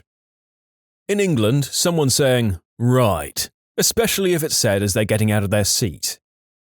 When you put oxygen on someone and it doesn't change their blood oxygen level. Also, when a previously alert and oriented person suddenly gets confused and/or belligerent, things are about to go south fast. We need to talk. Whenever I hear this, I immediately think, oh crap. Every time I've had a bad conversation with a girl, it's always started with those very words. When you hear those words, things aren't about to go south, it's far too late and you're already doomed. Those 4 words in that order are orders of magnitude scarier than any other way of putting it. Can I have a word? Can I talk to you? And we have something to discuss are all intimidating, but none of them hold the same level of bowel-watering, ominous threat of emotional destruction as we need to talk. When you start feeling rumblings in your stomach and no bathroom around. I try to never be too far from a bathroom. When the animals freak the F out. My grandma's dog actually herded me into the basement right before an earthquake hit when I was a kid. Kelsey was a good dog. Basement is maybe a strong word, downstairs of a split level, so the downstairs is partially underground. Downstairs and upstairs have been lauded as more or less a matter of where you are when the earthquake hits, if the house is well made. But getting away from fally stuff and windows is important. So I feel safe knowing that Kelsey pushing me into getting under the pool table downstairs instead of under Grandma's china hutch upstairs was not her secretly trying to murder me. Tripping me on the stairs would have been a better way to go for that, and she was a smart dog. When upper management start leaving the company, and when they hand out last checks and ask you to stick around for the going away party, ditch the party and cash your check immediately. Do not pass go, nothing. They're worried about a run on payroll because they don't have enough for everyone and they're hoping the party will make you forget that their check will bounce. Experienced it twice in the 2000 and 2001 crash. If you're in a boat on the water and your hair starts to stand up on its own, get to land immediately. You're the highest point on a flat lake and that is the telltale sign of static charge. Lightning is imminent and you are the lightning rod. This happened to my family some years ago. We were fishing, it was cloudy and a storm was an hour or so out, when suddenly all of our hair started to stand up. My dad, mum and brother all thought it was cool and weird. I was the only one who was concerned and I didn't know why and said we should go back to land. They didn't listen, but apparently I put up enough of a fight that we did get off the lake. A few hours later, my parents told my brother's science teacher about that, and his eyes got wide. He said had we not left when we did, we were very likely to have been struck. When the shoreline retreats back a mile into the sea. Where I live, that's how far it goes when the tide goes out. However, as a geologist, I think it's my duty to say that not all tsunamis do this, and most tsunamis have several waves, often with the third or fourth waves being the strongest. If you live in an earthquake-prone area with a tsunami risk, don't simply rely on this or animals. Pay attention to local and international tsunami warnings. A 2-foot tsunami in Hawaii lifted a train and carried it 100 meters. Don't mess around with these things. When those little oxygen masks drop out of the ceiling. Yeah, especially if you're not on an airplane. When your captain is wearing a life jacket. When the DM says, roll initiative, but no one's around except you guys. Whenever you fail a roll that the DM asks for out of the blue, stuff's going to go very badly. Go ahead and roll perception. Oh, alright, 4. Alright, so there's nothing out of the ordinary, so you guys set up camp like normal. 3 minutes later, all of my friends are dead and half my butt is inside a dragon. You're pulled over. You hand the officer your license and registration. He goes back to the car. 2 more cop cars pull over next to you and 1 is a K9 unit. When it's 3 a.m. at IHOP and a drunk dude walks in and starts yelling at a woman who is eating pancakes with another man. You can submit your own stories to be featured here on the channel. The story submission link is in the description below. And if you want to listen to some vibey music in the background, check out easymode, also linked below, and subscribe. When the redneck says, F that, I'm getting out of here. Like rats on a sinking ship, follow the redneck. If he ain't having it, there's no way you can handle it. When you're in a relationship and someone starts their sentence with, you always, in the middle of an argument. You aren't necessarily beyond the point of no return, but you are treading deadly water. 3 things. 1. No animals or insects in sight. 2. No wind whatsoever. Everything is still. 3. The night is quieter than the dead. It's like time froze. A huge hurricane is coming your way. Get in your car and scram. Ah yeah, in case you missed the week-long announcements about the storm that's been moving through the Caribbean Isles, people sandbagging their doorways, no bottled water being available, or cans of food on the shelves, your friends talking about the storm, or boards being put up on every shop window, that's when you look for animals and insects being gone, so that you know a Category 4 or 5 hurricane is barreling down on your butt. When you're just trying to buy a gosh darn kebab after a night on the town and some bro takes his shirt off for no apparent reason right there in that fine establishment because he thinks someone bumped into him on purpose, and according to the bro code, he now has to fight someone to the death because of reasons. And even with the audible sigh from literally everyone in the surrounding, tired and hungry crowd, he simply does not take the gosh darn hint that everyone is giving him to just chill already. The pilot tells the flight attendants to sit down, or when the flight attendants look worried. They know the difference between regular turbulence and holy crap turbulence, or an actual problem that you should be scared of. Yep, I love those flights where things begin to get a little bit bumpy and you see the flight attendants walk briskly down the aisle staring straight ahead with looks of utter seriousness on their faces. Nothing like it for stirring the panic. When the weather gets really beautiful, you've got a good chunk of money in the bank and your car has 0 problems. He turns his hat back in the midst of battle. When they close the doors and start to play The Rains of Castamere. Minnesotan here. When you hear a train when there's no train around, chances are you're going to start seeing trees flying within minutes. Here's a few of mine. An angry person starts saying, "If you don't," or "I swear I'm about to." They're warning you to back off. They're about to lose their temper. When you have 15 missed calls from a parent. When you hear voices getting louder and louder and louder. Alternatively, when a previously loud person suddenly goes silent or doesn't laugh at your joke. I think it was Dimitri Martin that said something like, "Adults aren't allowed to climb trees. If you see some kids in a tree, you don't think twice. But if you see adults in a tree, you think, I don't know what's going on here, but I need to get in a fricking tree now." When your highest-ranking general crosses the Rubicon with a large army. I have a run of good luck, surefire sign things are about to go bad. That just happened to me. Finally took a nice vacation after years, came back feeling great, and a week later, I was fired. They cancel more plans than usual with differing excuses, and they start to ignore you without warning. If there are two Jan Michael Vincents in one quadrant. Tornado sirens at night usually mean it's going to be a long evening.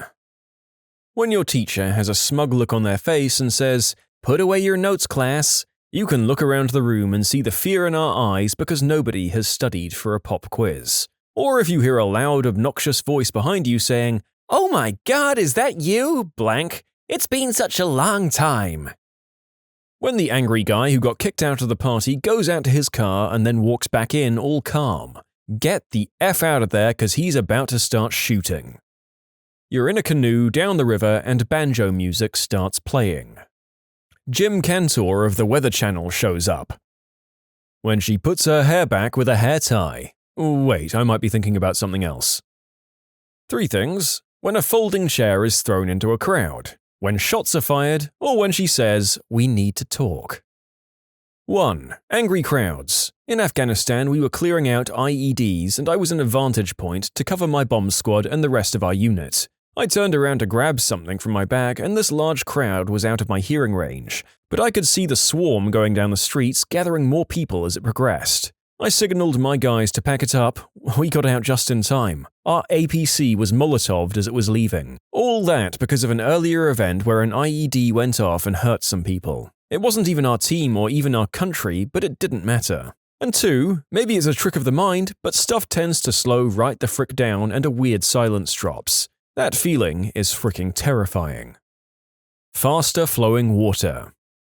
Conspicuous overconsumption. The housing bubble was the most recent example of this. People getting into mortgages and houses they couldn't afford. The dot-com bust before that was rife with startups that slung money like Elvis slung pink convertibles.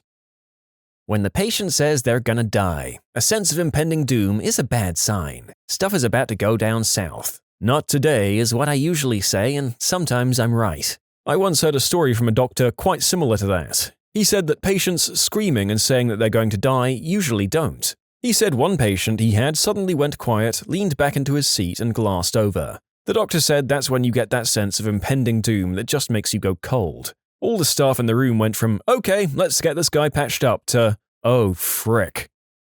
You're the manager of a store. You open at 10 a.m. As you open your gates at 10 a.m., the phone rings at 10:01 a.m. You pick up the phone and before you begin your usual spiel, "Thank you for calling Superstore and the caller starts with the word, "Look." When the calmest, most reasonable dude who is never worried gets worried. Yep, as a somewhat anxious human being, this is very true. The rest of us look to the chill guys and gals in our lives as a barometer for how screwed we're about to be. I just think it's funny how it's never funny. When your Reinhard swaps to a Hanzo.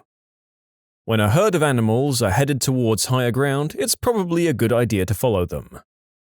When your grandmother, who's been living with stage 4 cancer for the past 2 months, says she realizes the pain will be ending soon because her oncologist at this point isn't sugarcoating how long she has anymore. The fact she also says she's tired of hurting and ready for the hurting to stop cements the reality of the fragility of life and how important simply treasuring other people is. Love as much and as hard as you can. Sincerely, a sad grandson. When one of my idiot friends says, "Hold my beer." When Coca-Cola pulls distribution of its product in an area. when mid-level management is bailing en masse. When you're out drinking with your buddies and you run into a girl that had history with two of the guys. Saturday night for us reached south in record time. Don't forget to scrub your accounts, kiddos. Wouldn't want anything of value falling into the hands of the shareholders. When your coworker starts getting the attitude of, I do everything around here. They get the martyr complex going. I'm the only person who can do that. You guys would be lost without me. This person is making it known that their morale at work is bad, and bad morale is contagious. I was that guy. I got fired. Best lesson I ever learned. No one is irreplaceable. Went on to management. Shared that story a few times instead of firing employees that may have deserved it. It also gave me the confidence to fire top performers that deserve to be fired. No one is irreplaceable. When your floor manager clocks in and every day says, "Is it 5:30 yet?" No, dude, it's not. You get paid twice as much as I do and you're literally destroying the morale of everyone on the floor under you. When a Marine says, "That is stupid and I want no part of it," and leaves. When every dog in the neighborhood starts barking like crazy. My sign that things are about to go south? 1. Go to the North Pole. 2. Take a step in any direction. When you've been drinking a lot and you have to keep spitting, you're about to hurl up. The character who always has his eyes closed opens his eyes. I'd like you to meet Sanjay. He's visiting from our facility in India, and I'd like you to show him how to do your job. As a nurse and healthcare professional, when your patient tells you that something just feels wrong, or they feel like they're going to die, stuff's about to go south real fast. Case in point, my little old lady patient called me into her room the other night and said that she was nervous and needed to pray, then proceeded to do the sign of the cross. I noped out of there so fast and called her doctor to tell her they needed to see her now. Sure enough, she coded about 15 minutes later. When Dad is going to get ice cream and nothing else. That's always bad news. Your mom and I are getting a divorce. Sparky got out somehow, and we won't be going to see your grandma anymore. When the music changes. You're in a bar, and some guy looking crazy comes in the door. He looks around and locks his eye on a couple and yells, "What the frick are you doing with my wife?" When the weather starts getting colder and you look up into the sky only to see a large flock of birds that happen to be traveling in one specific direction. When you turn up to a job interview and the interviewer is holding a video camera and you're asked to sit on a black leather couch. Well, for my coworkers, it's usually me saying, "We need to leave now." Anytime I've left, there was something that happened, such as a cleaning detail, higher-ranking people coming into our shop and getting angry for no reason, uniform inspections, or any number of stupid military stuff. What nasty side effects did you experience in clinical trials?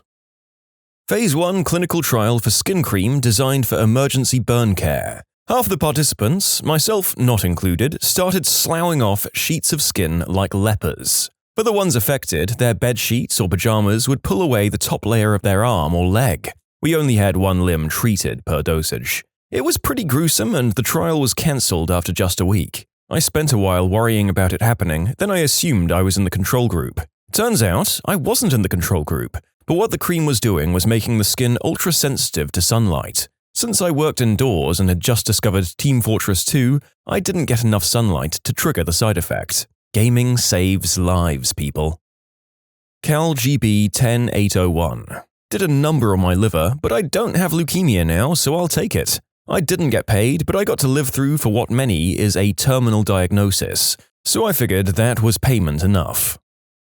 I took part in a trial of a malaria vaccine. The vaccine didn't have any side effects, but I did have to sit with a cup of mosquitoes on my arm biting me. Also, I got malaria. I got paid £2,500, and I was well aware of the risks going in and not only motivated by money. Malaria is a huge deal globally, and I wanted to help fight towards its eradication. I'm not a good enough person to say I'd have done it for free, but I also wouldn't have done it if the money was the only reward. The money and the global need added up, if that makes sense, and it was a really interesting process to be a part of. As a scientist in a field pretty far removed from medicine, physics by the way, malaria is still a huge killer, but there's a much better way to help with the issue than the one I went for while at university. Give to an effective charity. In fact, in terms of lives saved per dollar donated, giving to the AMF is about the best thing you can possibly do with your money. I've done far more good in the last few years by donating to them than I did by taking part in the trial. It's less interesting and far less cool, but it doesn't come with malaria.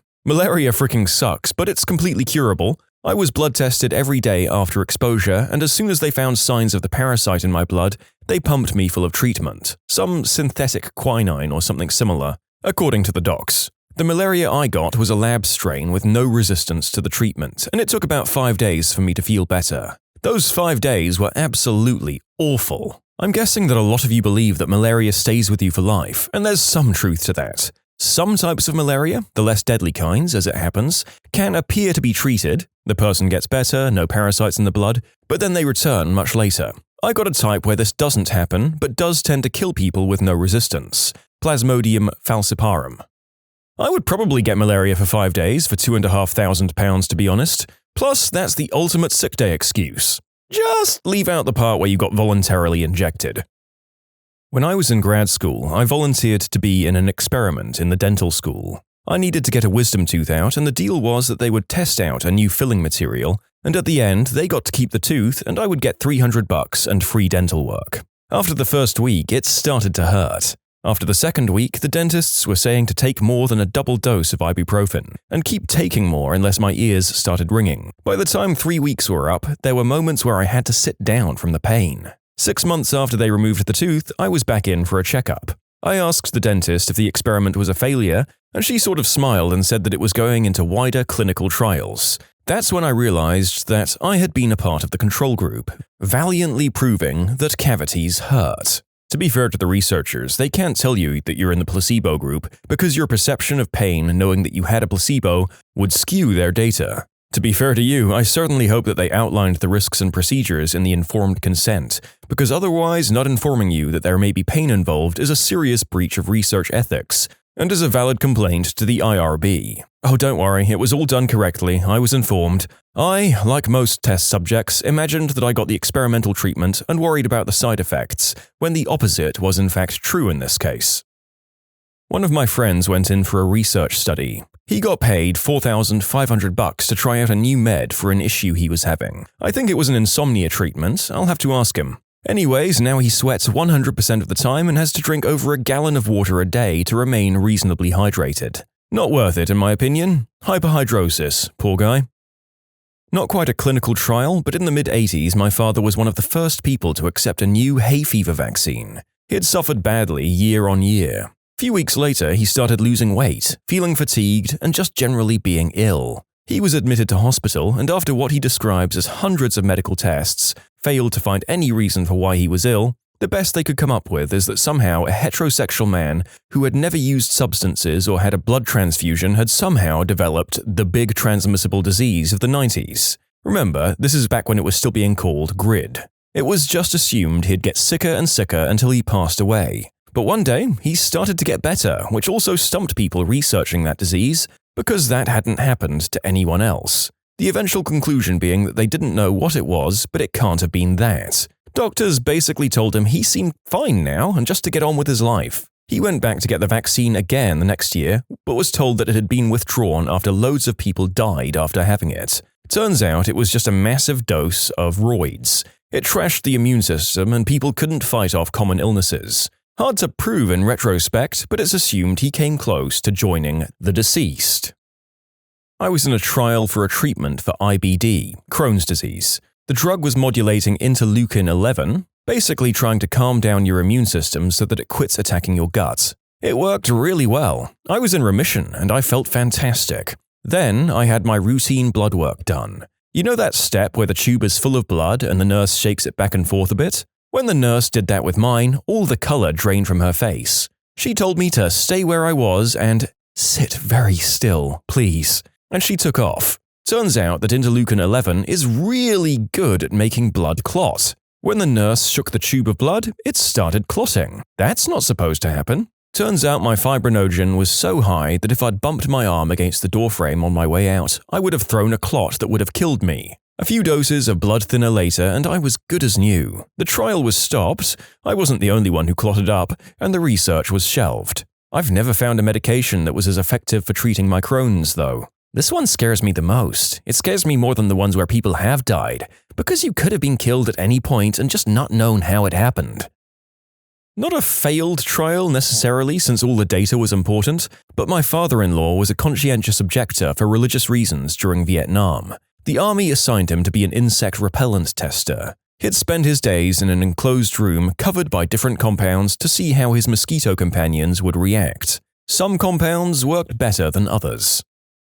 I got a bit of a headache in my trial. They cancelled 2/3 of the study because some liver values were higher than they should have been. I still got paid out in full, living on the edge. I tested a bladder control med that worked pretty well but caused irregular heartbeats. It was nice to not have to run to the bathroom 20 times a day, but I do need my heart to work properly. Having your heart work properly is ideal for day-to-day life, it must be said. Not sure if any of our IBS sufferers would decide it was worth it in the end, but who knows? I was in a study that was testing how people infected with a certain immunodeficiency disease reacted to bedbug bites. I can't remember which disease. It wasn't either of the two big ones, though. I was a part of the healthy control group. I went into a sterile lab, got nibbled on safely by bedbugs. They put a screen between my arm and the bugs so they wouldn't end up on me, and then recorded my skin's reactions for a week. Did this 4 times, I think. I was informed they didn't find anything significant after the study concluded. Must have been a tough paper to submit to journals. My chest swelled up until it looked like I'd bolted basketballs onto my ribcage. Then I started lactating. Like, a lot. Like, can't leave the house because my fun bags are geysers, constantly shooting out some mystery fluid and occasionally blood. Then came the vertigo and the constant tinnitus. After a few days of this, I advised the doctor the final side effect was going to be self-deletion if we didn't start weaning me off this crap. The intended use was to treat bipolar disorder. Obviously, my reaction to it was extreme.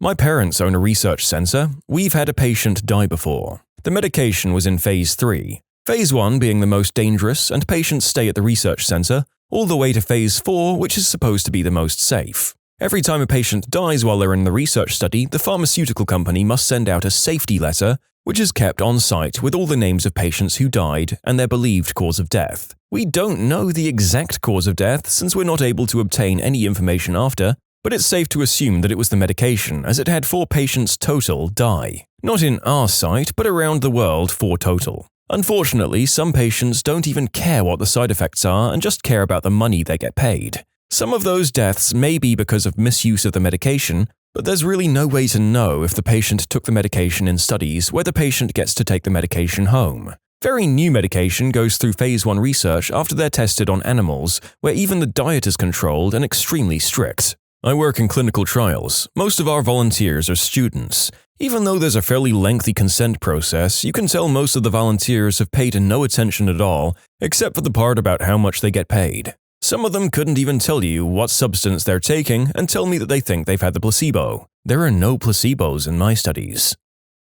Chest cancer treatment. I've had 4 rounds of the typical hair falls out, makes you puke stage 4 chemo, then 4 rounds of Taxotere, a somewhat less debilitating chemo, plus the clinical trial substance Xeloda. The trial was approved for metastatic disease, which I didn't have. The Taxotere makes everything taste like soap. I couldn't stand to be in the same room with food. The Xeloda gives you killer diarrhea. I spent 12 weeks basically eating nothing. I called it the Procter & Gamble diet. I managed to choke down a chocolate milkshake once a day and had explosive diarrhea for hours after. I lost 50 pounds. Turns out the Xeloda had no effect on the cancer, but the Taxotere, the soapy one, worked fine. I'm 12 years out of treatment. You can submit your own stories to be featured here on the channel. The story submission link is in the description below. And if you want to listen to some vibey music in the background, check out easymode, also linked below, and subscribe. This is my line of work, clinical trial data. And one thing to keep in mind is that an adverse event is anything that happens during the trial, whether it's related or not. A guy gets headaches sometimes? Great! Every headache during his time in the trial is recorded as an AE and evaluated. And you might think, hey, I don't usually have heartburn or whatever, but I did just now and it's probably the medication. But the doctor decides that, and if there's any question, there are other docs and a safety panel who'll review it. I was on male hormonal birth control for years through clinicaltrials.gov. It was a huge success with minimal side effects, and I wish I could get back on it. The medication worked and was safe, but ultimately it hasn't been brought to the market because most men can't stand to inject themselves with an inch-long needle every week. Side effects were increased energy, fat loss, and an increased libido. Not a failed trial, but I signed up for a medical study where they had to remove a lymph node from my body. They were paying $300, so I figured what's the worst that could happen, right? Well, they didn't tell me that the lymph node was going to be taken from my bikini line by a 50-year-old surgeon who had to rub iodine all over my hoo-ha. He sewed it up a little bit funny, so I still have a huge scar, and the wound was right where my leg bends, so I walked funny for like 3 weeks. If anyone asked why I was limping, I had to tell them about my poor, disfigured vajayjay, and it was terrible. 3 out of 10, still got $300. I took part in a clinical trial for NASA where they paid me to essentially sleep for a month in one room. I couldn't go outside, couldn't leave the room, could play on my phone and go on the computer, but that was about it. I ended up sleeping probably 16 to 18 hours a day out of boredom. The trial wasn't technically a failure, but afterwards I had trouble sleeping usual amounts of the time, as well as doing day-to-day tasks. I was paid $5,000 for the month. I'd say it was worth it. Is it weird that the narrator would do the one where he would get malaria, but not being locked alone in a room for a month? Maybe if I could edit videos and just get paid gangbusters from both income sources, but I'm still not sure it seems worth it. My mother-in-law participated in a large-scale trial of aspirin being tested as a cure-all for the elderly. The pharmaceutical company was trying to prove that everyone should take aspirin daily beyond a certain age to reduce blood clotting. Coincidentally, it's also a great way to sell a lot of aspirin. My parents-in-law were both part of the trial, and my mother-in-law had some medical issues that ended up involving internal bleeding. If she hadn't been on aspirin, she would have been okay. But due to the blood-thinning aspect of the aspirin, the problem escalated badly, and she ended up vomiting blood all over her hospital room and nearly died. It's hard to describe the feelings of horror and helplessness watching her vomiting blood on the floor while nurses rush into the room from everywhere, telling you to stand back and take emergency action to try to stop her from dying. One of the nurses later told us that we were extremely lucky that she lived. A few weeks after her near-death experience, a group of people from the pharmaceutical company showed up unannounced at their house and ever so gently pressured them into signing a waiver, withdrawing from the trial and saying they wouldn't sue. Being nice, trusting elderly people, they signed it. We later found out that the whole large-scale trial had been canned that same day. Since they got her agreement to withdraw, it won't be recorded in any official report that the trial nearly killed her, just that she withdrew from it. The whole thing really stank in my opinion. I imagine that they wanted to keep their options open to run more trials in the future, so they didn't want her negative results hanging over them. I was in a clinical trial for an allergy medication. My allergies were terrible throughout the trial, so either I was in the control group or the medication was a failure. The worst part was that my allergies were awful. I couldn't take any other allergy medication and it was just not fun. I don't think I'd do it for a condition that I needed to be treated for because being in the control group means that you suffer. I did a clinical trial attempting to treat Crohn's with an antibiotic. It turned my number 2s, number 1s, and even my splooge bright yellow. I came to find out it was a dye they used in the placebo to make it match the real deal. I got Preganinant, a trial for a non-hormonal birth control gel. First month, used it probably 3 or 4 times. Long-distance boyfriend, we only see each other on weekends, if that. Bam, I'm 11 weeks in. It's okay, it's unplanned. I thought about terminating, but we both wanted kids and we wanted to be together, so we decided to figure it out. We were both in graduate school, both graduating before the due date, so hopefully we'll be more financially secure when it gets here. The worst part was probably having to explain. I usually just say it was unplanned and people don't ask, but with my parents and close friends, I had to explain. I ended up just saying we were switching methods and things got messed up, which is the truth. I once attended a trial for some kind of antidepressant or anxiolytic. First they injected me with cholecystokinine to cause an anxiety attack, and I had to evaluate the severity. It was supposed to be maximum, 10 out of 10, but it wasn't for me, 6 out of 10. It made me realize that I'd had anxiety attacks before. I was evaluated as a healthy person, but it turned out I wasn't and in denial about my mental health. I didn't get taken to the next stage of the trial. Did a study for something that was supposed to be comparable to a NuvaRing. I was told that they had no real reason to think it wouldn't prevent pregnancy. It was more of a study to see how it eased period symptoms. They did suggest that I continue to use regular protection just in case. I wasn't worried about it, I'm not very fertile anyway, and getting paid to use free birth control sounded cool. I had the worst, heaviest, painful periods I've seen since before I started taking other birth control. But it was really only bad for 2 days a month, so I could live with it. It was supposed to be a 12-month study, but they cancelled it after about 7 months. 5 girls out of maybe 50 or so had gotten pregnant. The lady at the center said they'd all been very obese, and they figured that had something to do with why it was ineffective, and that I, a thin person, shouldn't be worried. I didn't get pregnant, but the fact that my period symptoms were so awful makes me think it probably wasn't working for me, and the fact that I didn't get pegante was just random. Honestly though, I'd do it all over again if I had the chance and just use rubber protection like normal. I got 2 free pap smears and a total of about $400. After doing a Google search and finding out what a Nuva ring is, how to insert said ring, and many graphic and comprehensive pictures of both the installation of said protection and how it works, we'll call today's video an educational experience for the narrator. See, I'd consider it a fail. However, the medicine they used has gone on to the next phase in being approved by the FDA. I was part of a trial where they were testing an extended pain relief injection, a mixture of Marcaine and bupivacaine, for a recovery after surgery to try and limit the amount of narcotics needed for pain relief. I received a bunionectomy and stayed with the clinic for 3 days while they monitored me by taking blood at regular intervals as well as vitals. I had the option for rescue meds if I needed them. The nurses in the clinic destroyed my hands and arms from not being able to properly withdraw blood, and they weren't the nicest people. After being discharged, I developed a very large blister on the top of my foot that was operated on, and I rapidly declined from there. I ended up having a hole on the top of my foot the size of a $50, which exposed the metatarsal and a joint on my big toe, which in turn exposed me to a host of different types of infection. I lost my job because of being extremely sick and had to have over 8 surgeries, 3 of which I woke up during. I had a wound vacuum for around 8 months and had to be in a hyperbaric chamber, 3 to 4 times a week. I had antibiotic-resistant infections including a chronic bone infection and also became dependent on painkillers. I couldn't walk for over a year and was almost hospitalized a few times. At one point, we were discussing possible amputation. I was severely depressed. I was one of 3 people who had this happen to them. I have permanent scars and deformations from what I went through. I'll never be the same again because of this, and none of what I experienced was listed in the informed consent that I signed. Was given Roaccutane back in the 90s when it was still being tried. Now they know that 2 out of every 100 teenagers successfully commits self-deletion, and I know why I've been living with a voice inside my head telling me to unalive myself ever since. I was in a trial where they were testing a new instrument to intubate people with. Somehow it got stuck in my throat and I was choking bad as the anesthesia kicked in and I lost consciousness. It's a very strange feeling to be choking as you lose consciousness into the darkness. I thought maybe I was dying. It was traumatic and my throat was very sore for a week after that.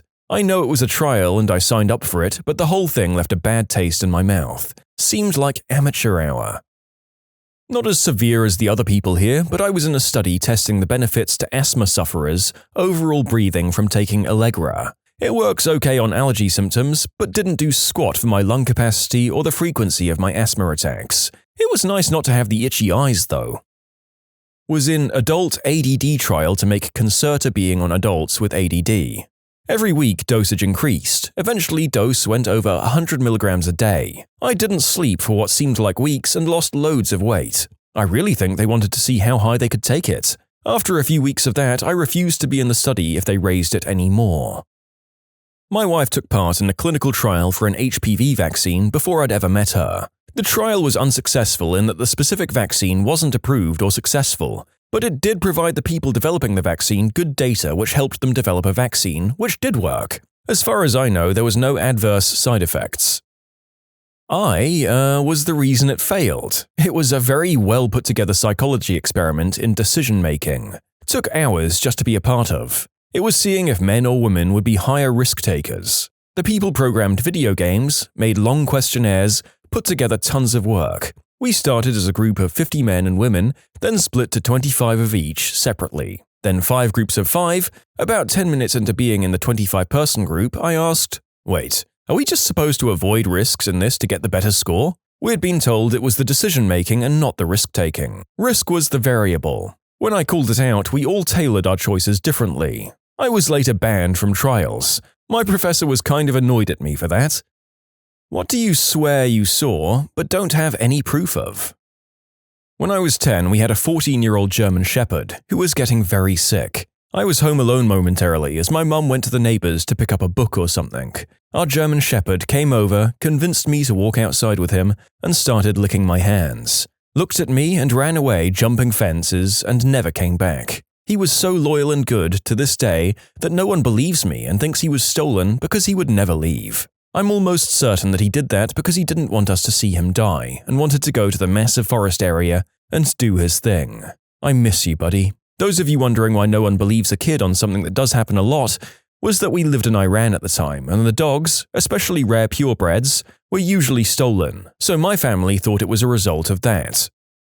I've had glasses since the 3rd grade. I was playing tackle football with friends after school. I wasn't wearing the glasses and tackled one of my friends. Really big collision. And for a second I regained full eyesight. Then I blinked and it was gone again. My sister and I both had this before. It's often unprovoked and a rare occurrence. We just blink and wham, our vision is 20/20 for a second. Then we blink too soon and it's over. I remember grocery shopping with my mother once when I was about 13 and I blinked and suddenly had perfect vision. I saw everything clearly and could read all of the labeled sections in the back. I then blinked again and everything was blurry. I was amazed and also extremely disappointed that it disappeared so quickly. I'd just applied to a job at a gas station on a major interstate route in the US, and I was leaving the lobby of the rest area building. When I pushed the door open and walked out, I saw a seagull take flight from the top of a lamppost on the far side of the parking lot, which was shaped like a rectangle, with the building at one of the skinny ends. The only reason it caught my eye was because the parking lot was empty, save 1 or 2 cars besides mine, and it was like pushing the door open also pushed a button to trigger the bird to take off, and the timing was perfect. So I'm walking down the sidewalk and I'm watching the seagull fly in my general direction following the edge of the lot, when it gets to the corner and turns so it's going to fly directly over me. I think to myself, no way. And sure as crap, I see the seagull drop one in midair just before it gets to me. It's flying a good 20-ish feet in the air, so I simply sidestep and watch as this giant blob of bird crap splats down onto the ground, directly where I was. So the seagull saw me walk out the door and instantly decided it was going to try to crap on me. I mean, I think by the laws of comedy, the interview should have gone really well, and you just had to think to yourself, nothing could crap on this day, as you entered the lot, although, admittedly, it would have been more fitting if the projectile had actually hit you. Sometime in the early 2000s, my wife and I went to an Eminem concert at the House of Blues on Sunset in LA. Yeah, I know, they're tearing it down, and it sucks. I saw a lot of great shows there, including his Royal Purple badness. Anyway, the entire show, maybe 90 minutes, there was this guy dancing on stage in a full mummy suit, and he was doing really awkward and funny dance moves that you wouldn't expect from a background dancer at a rap concert. But hey, he's in a mummy suit, so whatever. The show ends and Eminem screams into the mic, "Do y'all want to know who the mother-frickin' mummy is?" And the crowd cheers. And he screams, "Dustin mother-frickin' Hoffman." And he pulls a zipper at the back of the costume, and out comes an extremely sweaty, 60-something-year-old Dustin Hoffman, and the crowd goes into a stunned silence for a few seconds and then erupts in cheers. My wife and I just kinda looked at each other in disbelief, and when I tell people that, they always say something like, "Oh, it must have just been someone they found who looked like him." But that guy was Dustin mother-frickin' Hoffman, and no, I have no proof. Not my story, but my brother's. He lost his wallet and was retracing his steps looking for it. A homeless man approached him at a coffee shop and said to him, "Don't worry, it's in the bathroom sink. Your wallet is in your bathroom sink." Later that night, he did indeed find his wallet at home in the bathroom sink. A few days later, he saw the same homeless man and thanked him for his help. The guy became really irritated and told my brother he'd never seen him before. Could have been a lucky guess, but I think magical bum makes for a better story. Went and got the mail from the previous day at like 7 a.m. No one was around, but this massive black dog was walking around my neighbor's Ford Windstar. By massive, I mean this dog's head went to the windows, and when his head was at the back bumper, his hind legs were still at the driver's door. When I was about 10, they started putting missing children on milk cartons. Every morning for a while, I was looking at this boy's face on the side of the milk while I would eat my cereal. Then one day a car went down my street while I was playing outside, and there was a boy in the back seat with his face up close to the window looking out. I'm 99% sure it was the boy from the milk carton. I told my parents, but they didn't believe me. Something similar happened to me. I was 5 to 6 and playing outside with other kids. All of a sudden, these two cars stop by a sidewalk. They grab a girl on a tricycle and speed off. Only her bike was left. We ran to my mom to tell her someone got kidnapped. She was cooking, somewhat listened, nodded her head and smiled. Oh really? And that was that. I think about it often. Never heard anything afterwards. That's why I've been wondering whether this was real or just my imagination. On the other hand, other kids were with me and they all saw it. I was at the Shed Aquarium in Chicago. I walked up to the cuttlefish tank and for some reason all 20 or so of the cuttlefish rushed over to me. It was a big tank, maybe 10 feet long. I walked the length of it and they followed me. I walked back, they followed. A few other people saw and tried it themselves. But alas, the cuttlefish only had eyes for me. My best guess as to the cause was the guy who feeds them is my doppelganger. When I was about 10 years old, I saw my old dog catch a crow out of the air and then just gently release it. Ball lightning. It was right after a thunderstorm passed by. I could see floating orbs in the sky. There were a couple of cars parked by an open field and people were watching this happen, so I parked and got out to join them. We all sort of just looked on in silence until they winked out one by one. There were at least 10 of them and they seemed to fly together in patterns. Sometimes they were fast, other times they slowed down or reversed directions. They seemed small, but I could tell this wasn't because they were far up in the sky. If I were to guess, they'd be about the size of a basketball, maybe a little larger. The whole ordeal lasted about 30 minutes. We then all got in our cars and left. I tried taking pictures, but it was dark and the lights were too faint to make out. I should have recorded a video instead. I noticed someone was recording them at the scene, so I'd kind of hoped to see it online at some point. But it's been 2 years now, so I guess not. One day I was looking out of the window of my office and 4 semi-trucks drove past, one after the other. They were in order Costco, Costco, Cisco, and Cisco with an SY. Half the people I mentioned to don't care, and the other half don't believe me. Those guys definitely collaborated to mess with people, and I'm here for it. Was there maybe a nearby mega mall with all 4 of those department stores in it that the trucks were heading towards? Awesome. A chameleon escaped from my bag when my friend was giving it to me, and it leapt into a big pile of snow. I looked around for it for a while, but I couldn't find it, so I gave up. Several weeks later, the snow all melted and I was out there and found the lizard guy partially frozen to the ground. I peeled him off and put him in one of those little plastic tanks and set it by the radiator in my house. Within an hour or so, the lizard was hopping around the cage like nothing ever happened. It lived for several years after that and was known to my friend and I as Jesus the Resurrection Lizard. I'm sure there's some scientific explanation to this, like the lizard went into suspended animation or something, which is weird because I've heard chameleons are quite sensitive to temperature, but that being said, this is just bonkers. I was snorkeling in Hawaii once, and I swear I saw something that looked like a clear chameleon, but as soon as I got close, it buried itself in the sand. I still vividly remember discovering a new species. Before my sister was born, my parents found a kitten. They decided to keep it because they could find no owner. They named her Princess. Anyway, my sister is 4 years older than I am. We both grew up with this cat. She'd sometimes follow us and watch over us. My parents used to make jokes about how she thought of us as her kittens. Now, my sister wasn't very nice to me. It took a lot of people a lot of time to realize that she wasn't just nasty. It was full-on, emotionally scarring bullying. My sister is a narcissist, but that's not what you need to know. When I was too young to understand what was happening, I used to talk to Princess. She was like my version of a diary. I'd sit with this creature that was older than I was and tell her all of my problems. One day at a store, my mum told us she'd buy us each a lolly. My sister wanted a different one to me and grabbed my arm and clawed her nails down so hard that it drew blood. It hurt a lot and I was really upset. When we got home, I went and cried to Princess about how scared I'd felt. After a while, I calmed down and went and played with my toys. Princess ambled out of the room. A few minutes later, I heard a shriek and she ambled back in. Turns out she had walked up and scratched my sister's hand, then hissed at her before coming back to sit with me and watch over me playing with the toys. My parents assume that my sister provoked her, but I know. She walked out of the room right after I'd been talking to her and walked back in after the shriek. I can't prove it, but I think Princess saw how scared I was and showed me that she'd protect me. I never told anybody about my white and grey guardian apart from my current cat. I haven't thought about Princess in a while. She lived to be between 19 and 21, depending on how old she was when my parents got her. She lived with them for 19 years and was around 2 when they found her. I loved that cat.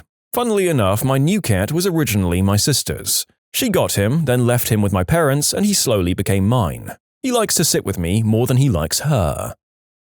When I was around 10 years old, I went down to a lake when I was on holiday. When I got down there, I vividly remember a massive ball of lightning just hovering, and then it struck the middle of the lake. I never ran so fast in my life back to the little house we were staying in.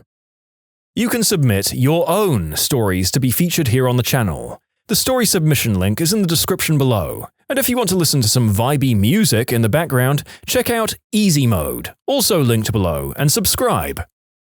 I was out for a walk late one night. This was in rural Illinois, so there was nobody else out. I noticed from a distance that there were these squirrels just standing in the middle of the road. I thought to myself, that is strange. When I got closer, I noticed that there were 3 squirrels standing around a cat that was lying down. I thought for a minute the cat was dead, but when I got closer and walked past them, the squirrels and the cat followed me with their eyes, none of them moving a muscle. It was like, move along, nothing to see here. Still to this day, I think of just how bizarre that was. As a child, I touched some weird pest plant in our garden. I think it stung me. Then I saw everything in inverted colors for a short time. Then back to normal. I was in such a shock, I couldn't explain it to my mom. I just went to her crying. You probably touched a brugmansia. They're loaded with scopolamine and can cause you to see things that aren't there. Inverse colors are a common hallucination from them. Brugmansia are a very common garden flower, despite their effects, because only small children will be affected by contact alone. Did you have big orange flowers that hang downward in your garden? Brugmansia are terrifying. Not 2 days ago, I read a trip report about some dude who took brugmansia tea he made out of 2 leaves and 2 flowers. 1 leaf per 32 ounces of water is more than enough. And the guy ended up crashing knee first through a plate glass window and then ripped the back door to his house off its hinges with his own 2 hands. That crap is terrifying. The author, Christina Pratt, in an encyclopedia of shamanism, says that brugmansia induces a powerful trance with violent and unpleasant effects, sickening after effects, and at times temporary insanity. These hallucinations are often characterized by complete loss of awareness that one is hallucinating, disconnection from reality, and amnesia of the episode, such as the one example reported in Psychiatry and Clinical Neuroscience of a young man who amputated his own Johnson and tongue after drinking only 1 cup of brugmansia tea. I've never heard of this leaf before, and it is wild that something like this is apparently a common garden flower. I was also about to rave about how we ban green herb and not this, but it sounds like not many people would want to take this. When I was about 6, my entire family was helping to build my grandparents a new house. I was helping my dad move some really long 2x4s from the lumber pile when a mouse ran out from under the board I had moved. Out in the middle of the woods, mice were no big deal to any of us. I did a double take though because the mouse was frickin' blue.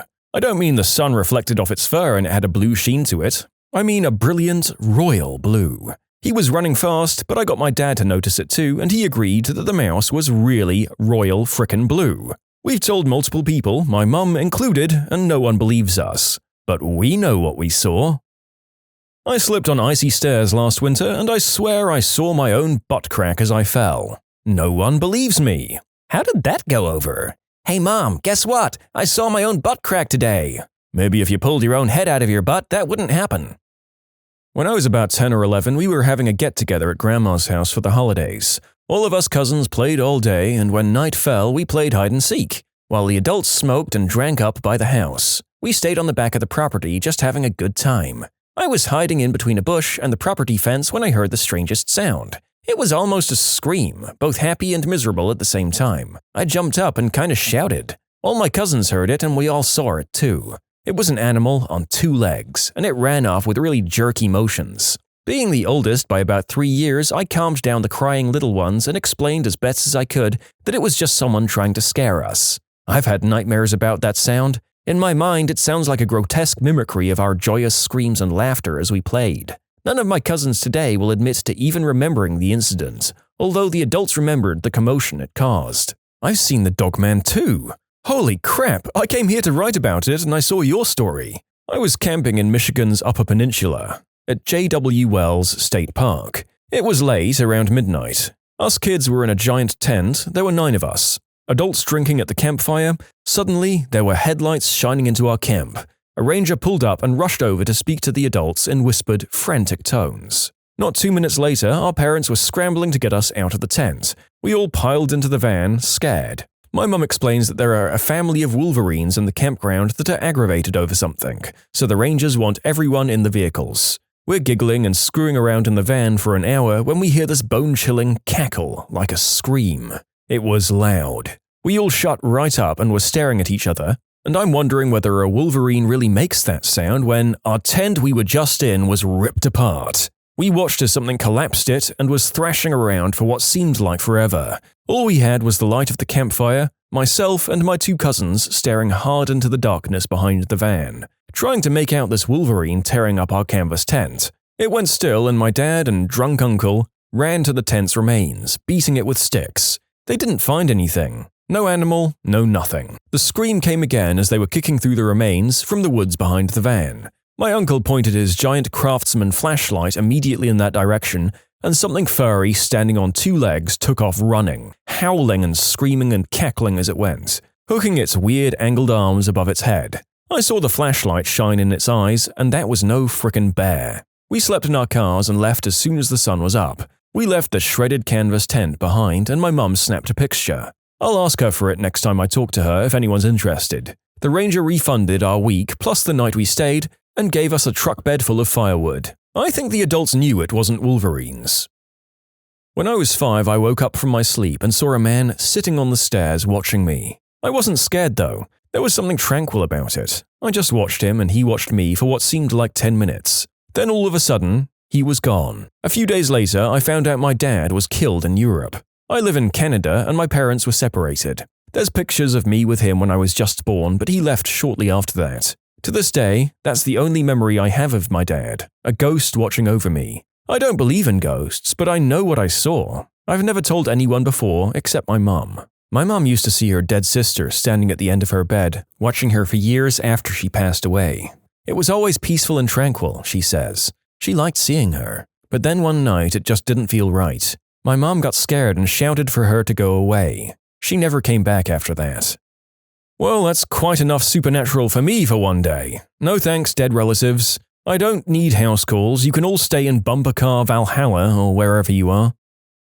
My mum, dad, and I were driving through rural Alabama late one night, headed to see family for Christmas over 10 years ago. We were in a Ford Explorer. Mum was driving and Dad and I were sleeping. I woke up for a moment in the back seat just in time to see what looked like a buffalo dead in the road, and then the Explorer went up and over the dead buffalo and it scraped the undercarriage of the car. I asked my mum in my sleepy days, "Was that a buffalo?" To which she replied, "I don't know." I closed my eyes. My friend and I were watching basketball in the early days that Charles Barkley was a panelist. He was apologizing for calling a team midgets and saying that he knew it was offensive. But as they were going to commercial, we both heard him say over a hot mic, "Besides, they shouldn't hate me, they should hate God." My friend and I were amazed and convinced he would be fired. But not only did we never hear about it again, the clip doesn't even exist online anywhere. It's as though we had a double delusion. One time when I was really young, like maybe 10 years old, I came home after school and was making myself a salami sandwich. I pulled the bag of salami out and took out 2 slices. I slapped the 2 slices together, and suddenly they became one.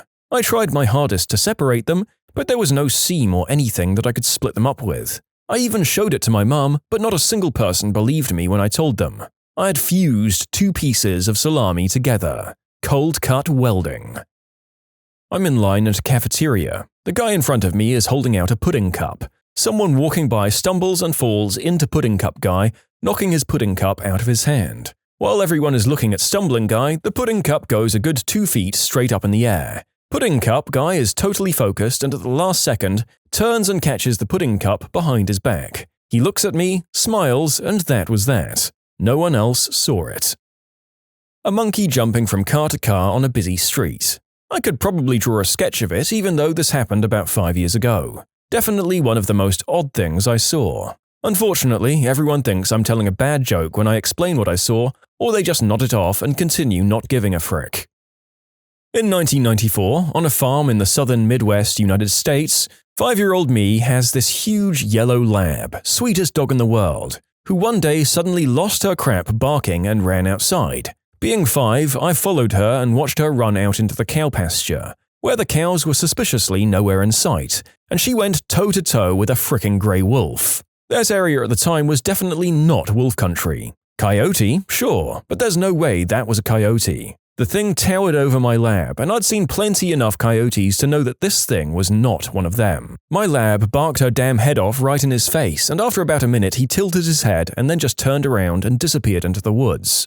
Found all the cows at the opposite end of the pasture circled around the 2 calves we had. They were never terrified of coyotes, and they had no fear of domestic dogs. The Labrador literally climbed over them when they laid down and would tug on their tails. The cows gave no fricks. I'll go to my damn grave saying it was a wolf I saw, but nobody believes me, of course. I've spent years researching wolves and wolf hybrids, but every picture I've seen of both the animal and the paw prints he left behind says it was very, very, very much more wolf than coyote or dog or even a mix.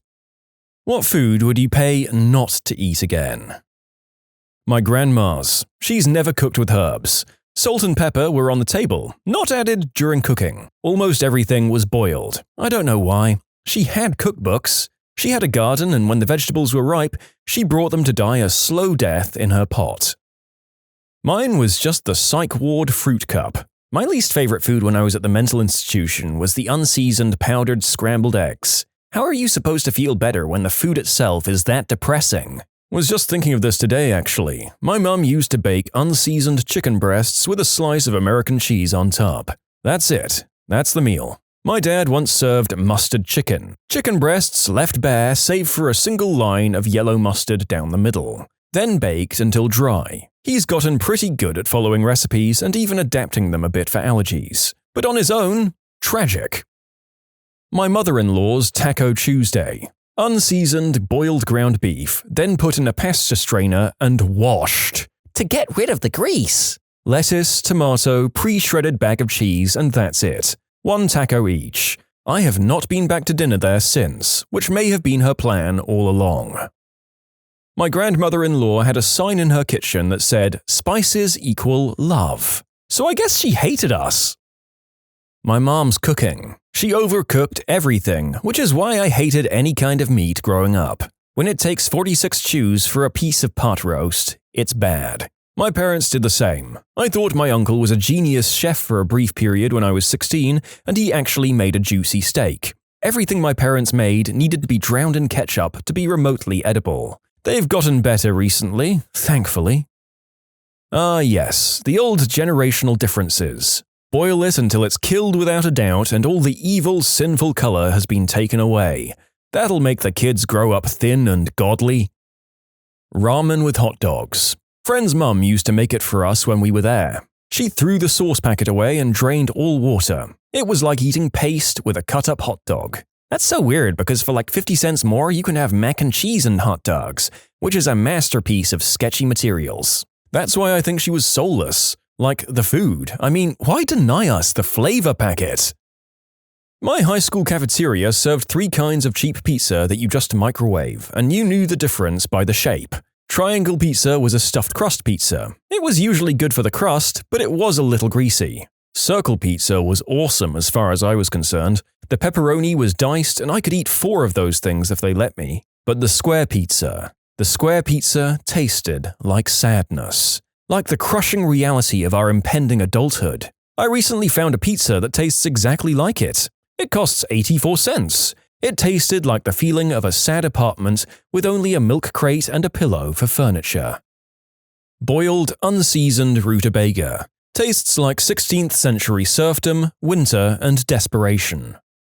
A friend of mine invited my partner and I over for dinner. We knew we were both originally from the South and had been living in the Midwest for many years. I can only assume she Googled Southern food recipes because she made us chicken and dumplings, which is a food we both enjoy. We sat down to eat and I asked for some pepper. She had to go get some out of her roommate's spice cabinet and brought the salt too, Because she didn't want to overseason the food, she just didn't put any in while cooking. She ate hers with no seasoning. We asked her later, and she just never uses spices or salt when cooking. Wasn't a bad meal, it was a bad situation. I was 20 and stupid. I flew to Denver to meet my internet boyfriend. It was my first relationship, and I was so excited. Long story short, I discovered he'd lied about many things and started to question him, and he dumped me. I was alone in a huge city I wasn't familiar with, heartbroken and scared, and hungry. So I went across the street to a family restaurant, only place with food within walking distance, and said, "Just one." I could tell the hostess felt bad for me. Ordered the most expensive thing on the menu, orange roughy, and my favorite dessert, bread pudding. I just couldn't enjoy it. I cried through it while all the families and couples stared at me. Tolerex, the hypoallergenic meal replacement formula that hospitals use for tube feeding patients. I've been getting most of my day's calories from this compost-adjacent slime smoothie for a few months now. I'm not quite ready to hurl it all out the window while screaming, mostly because I don't want to starve. But damn, there are days. Met a beautiful city boy who said he doesn't bring ladies home to meet his parents until it's official. Spent the summer in the garden, and finally at harvest time, he invited me home to meet his folks at a barbecue. I asked what I could bring, they said veggie sides. I brought some freshly picked corn, peas, and carrots from the garden, hoping I could roast the corn on the grill and maybe maple glaze the carrots, gifting the unshelled peas to his mum. This Britia bee kicked me out of the kitchen to fetch the boys a beer, then boiled the lot of it to within an inch of its life. The batty woman scraped the corn off the cob and served a boiled corn-carrot-pea mash without salt and told everyone it was my contribution. Ouch. Okay, that sounds like actual sabotage. I had an upper GI test where I had to drink a radioactive smoothie which was like fruit-flavored and chalky and thick. I wasn't digesting it fast enough for the test, so they gave me a second one, which they wanted me to drink fast. I was having trouble doing that, and it devolved to the doctor basically chanting, "Chug, chug, chug," while I cry-gagged the thing down. My friend's mum would make boiled noodles with watered-down ketchup as the marinara sauce. Even as a kid, I knew there was something seriously wrong with that combo. My grandma's turkey sandwiches. There was nothing wrong with the taste, they tasted fine, if a bit off. 2 turkey slices with lettuce, cheese, and ketchup. We'd always eat them when we visited them in Vegas, but we also always kept throwing up or felt sick the day after or at the airport. My mum and dad would chalk it up to eating a little bit too much candy because my mum would always get us some when we departed to keep us busy or to have a snack. But when I threw up by the pool with no candy chunks to speak of, like the rest of the time, my parents started to get a bit suspicious, so they asked her. She had been using expired turkeys. A bit of context. A long time ago, like a long time ago in a galaxy far, far away, my dad used to work at a deli, and the deli was holding a sale for turkeys. My dad bought 13 for a joke gift for my grandma on her birthday. Turns out she had been using these turkeys for the sandwiches for over 20 years. And one time at dinner, my dad said she had just run out in 2017, so yeah, no wonder me and my siblings kept throwing up. We even gave the occasion a name, the Sick Day in Vegas. My sister and her ex-boyfriend invited everyone over to see their apartment they got together. His aunt made some deviled eggs that consisted of relish, jalapeno, and fricking raisins, which she conveniently hid under everything. To add insult to injury, she somehow made them so runny that they practically squirted at you when you bit into one. I grabbed one thinking it was a regular deviled egg, and almost immediately it made me sick. I've never eaten another deviled egg since then. It's kind of a true running joke that when I make videos for this channel about people's medical conditions, I let people know if any or a lot of the stories are making me gag and causing me difficulty recording. Spoiler alert, most of the medical ones are. Weirdly enough, I would say the awful culinary monstrosities on display in this video are challenging my gag reflex and causing retakes even more regularly. Oh god, those eggs sound like crimes against nature. Truly devil's eggs. A burnt lasagna from Wegmans that a former boss deemed fitting for a company Christmas party. It was made by strangers' hands and served by an emotionally hollow jerk to people he viewed to be as interchangeable as the parts on the machines we were hired to repair. It was the most evil lasagna that I'd ever sunk a fork into. Reminds me of the time when my former employer brought us one large pizza and large salad for our shop, about less than 15 grown men, and then invited the other shop to join us too, about another 15 dudes. The most embarrassing thing ever. This was for sending out a project that was overdue due to management and owner. God, the mental image of 30 dudes standing over one box of sad-looking pizza and some leaves is sending me. A bee flew into my mouth when I was a toddler. The way my mom cooked meat when I was growing up. Take the frozen steak, put it on a cold pan, turn the heat on, wait. No oil or anything. Burnt on the outside, cold and raw on the inside. She was my inspiration to learn to cook. My mother had the exact same approach to cooking, except she deep-fried. Everything was deep-fried, even pre-packaged food with instructions on how to cook it. My mother's entire focus in cooking was speed. Deep frying was fast, highest heat possible because it cooked faster, as she never wanted to do the work of cooking and hated having to. The irony has not been lost on me that she spent more time actively spending 5 minutes deep frying than she would have leaving many of these things in the oven for 20 minutes. Of course, this resulted in some absolute disasters that were burnt on the outside yet raw in the middle. I didn't know the butter in a garlic Kiev was supposed to melt until I was cooking for myself. Worse though is I've been sick numerous times due to eating food that's simultaneously burnt and raw. Chicken that runs the color scale from black to white to pink was a common occurrence. Growing up, my mother always assumed that I was a fussy eater because I regularly left food or turned my nose in disgust at the abominations she served. Turns out, once I took to cooking for myself, she saw that actually I loved a lot of food when it was actually cooked in an edible manner. My husband's parents boil a lot, but the boiled asparagus they served up at Easter dinner every year just kills me.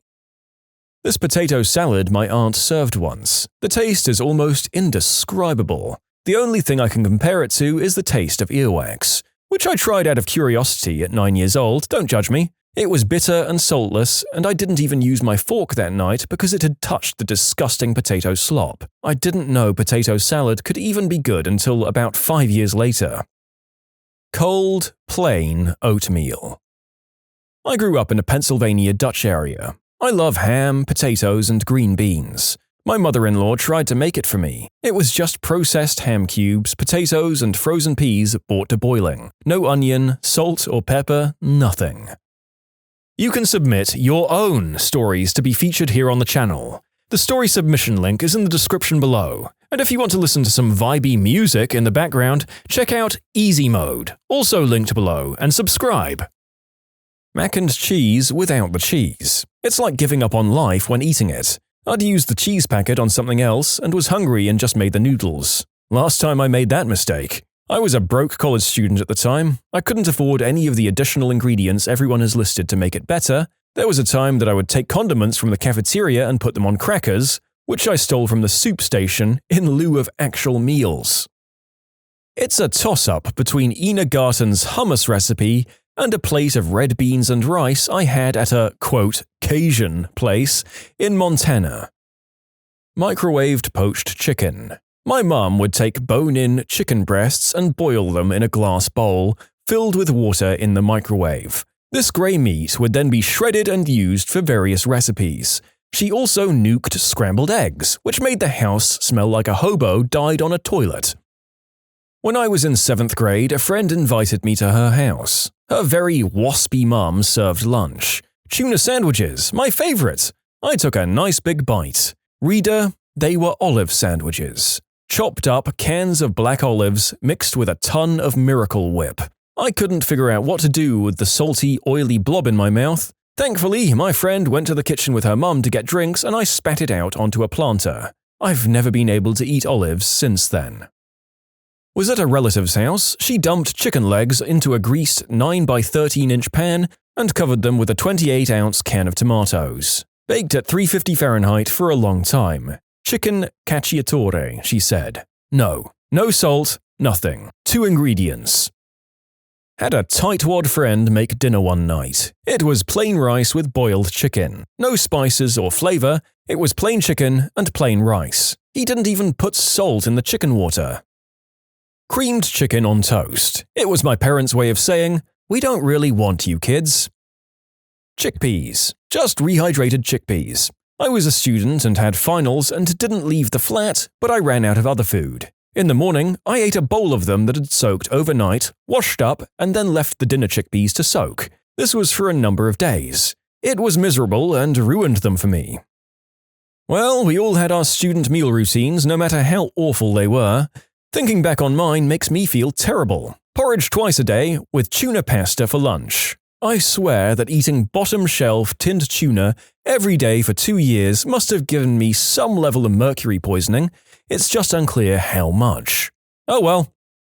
When I was a freshman in high school, our city would always do a pretty cheap program for the teenagers in town to keep us away from all the vacationing college kids during spring break. We were a pretty popular destination. Free food, drink, carnival rides, games, prizes, and what have you for the whole day. One day I happened to be wandering around the stage area when they called for anyone who hadn't eaten lunch that day yet. I hadn't, so I raised my hand and got called up. It was me and some girl maybe 2 or 3 years older, and they pull out a plate for us. Cheeseburger, fried chicken drumstick, bag of flaming hot Cheetos, big red soda, and a brownie. We get ready to dig in when the host says, "We don't really have time to watch you guys eat all this, so tell you what, let's make this easier for both of you," and they bring out a blender, shove everything inside, and puree everything together. The smell was sickly sweet like fresh spew and stuck to the sides of the bottle they served it to us in. The host said they only had one prize for this game and whoever drank the most of the mixture would win. Being a idiot teenager, I went cheers to the crowd and upended the bottle down my throat. It was like someone took a slushie and ran it through broken glass. It burned the throat as it went down, stuck to the roof of my mouth, and chunks of poorly ground bone got lodged everywhere. It did go down though, and a full minute later I had an empty bottle and a stomach full of satanic diarrhea. And the prize? A t-shirt. The same t-shirt we all got for simply buying a ticket to the program. I threw up about 10 seconds after walking off stage. Hospital turkey sandwich. Unseasoned pork chops. Literally water if it was a food. Cabbage lasagna. Basically using cabbage instead of the lasagna sheet thingies. That's a shame because at that point they could have just made cabbage rolls and had an actual food that tastes good. A Midwestern church potluck dinner. I didn't know so many different casseroles could all taste the same despite different ingredients and be so bland.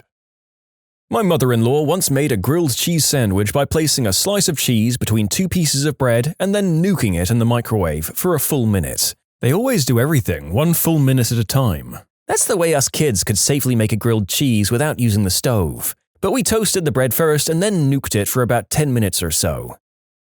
My mum makes constant sarcastic remarks about my cooking. This is the same woman who says boiling pasta in salty water makes it too spicy.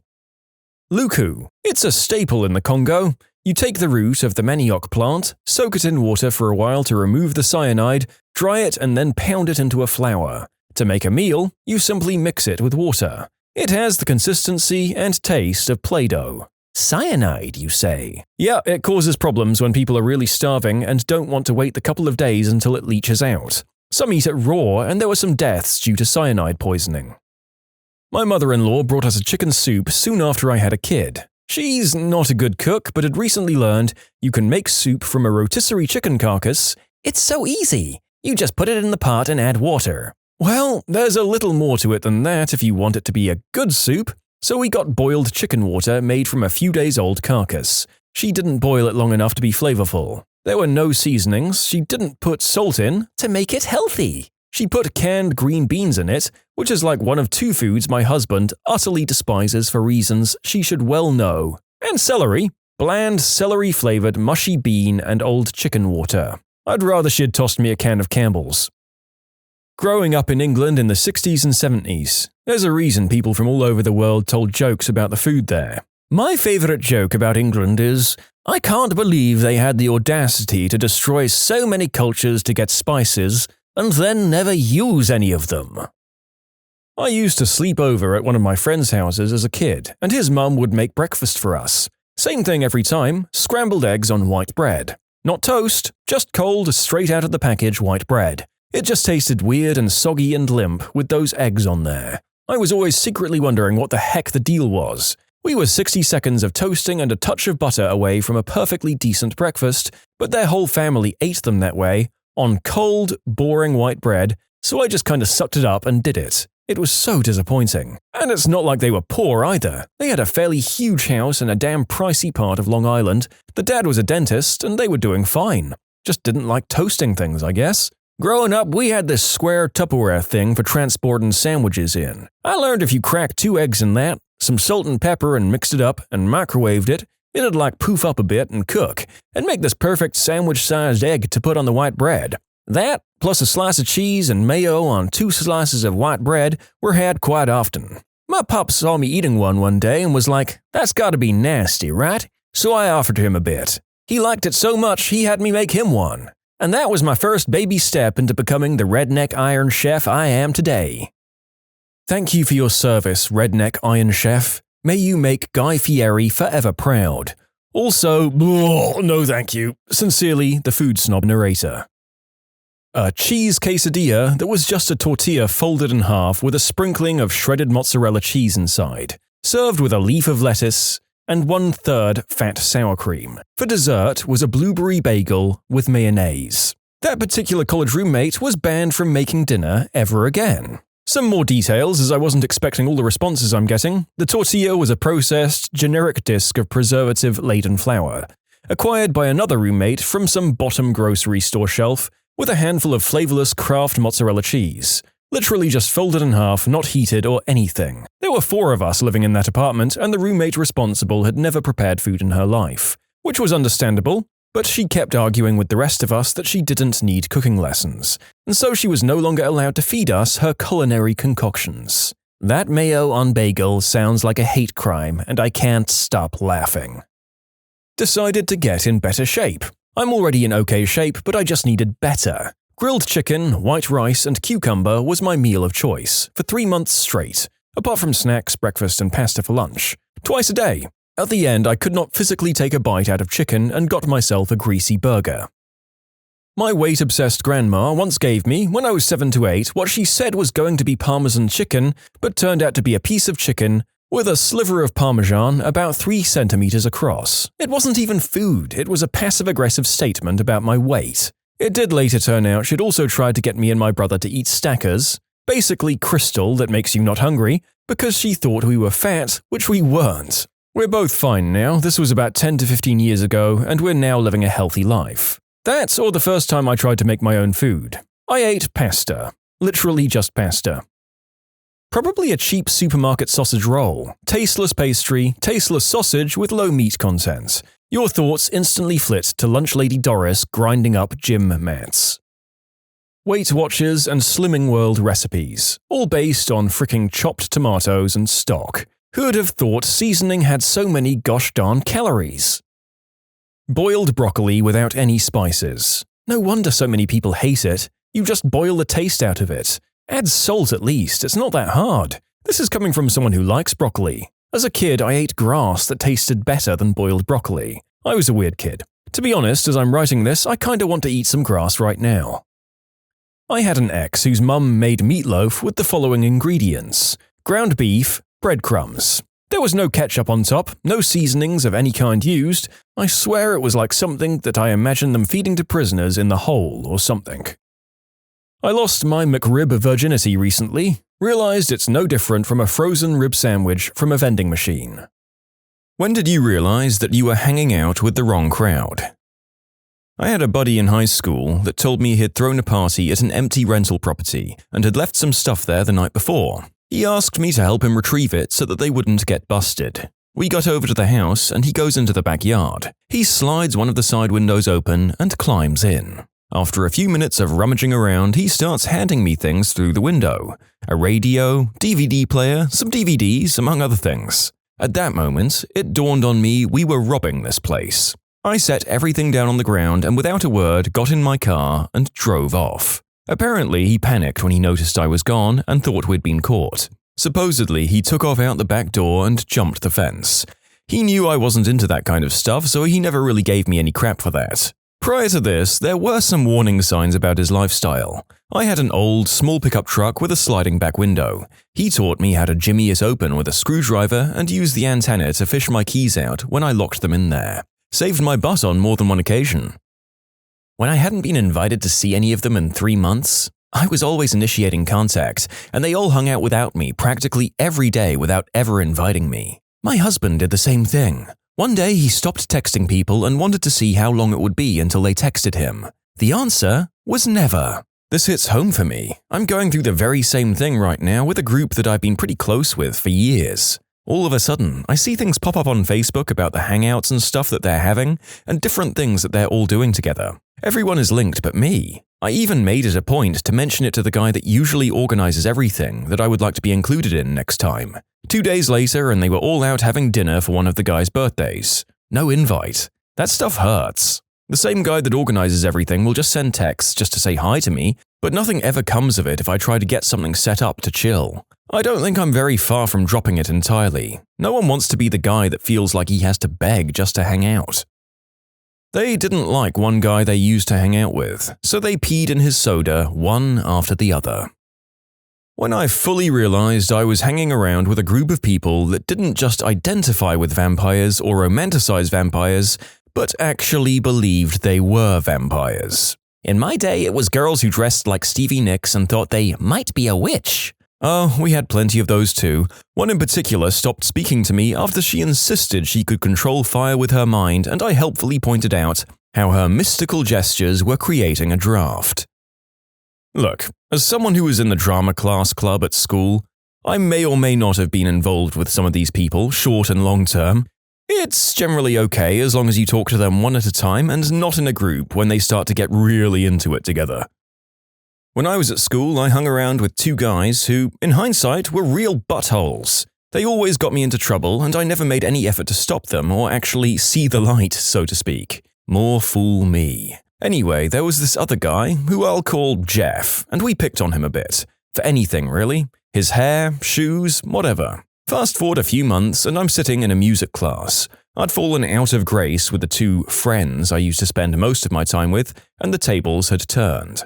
They were throwing crap at me in class, calling me names, threatening to fight me, among other things, the usual stuff. Some might say this was karma, and now I certainly agree. And then, the most unexpected thing happens. Jeff turns around to these absolute nonces and says to them, "Why the frick don't you just leave him alone?" As you can imagine, I was completely taken by surprise. So much that after the class, I pulled him to one side and asked him why he stuck up for me. He basically said that he didn't like people being singled out and isolated from others for no reason, even though this was exactly what I did to him. He became my best friend after that and has stayed as much for the past 12 or so years. I like to think he also helped make me a better person by setting this example. We don't live so close anymore, but recently I got a house with a spare room, so I think a visit is on the cards.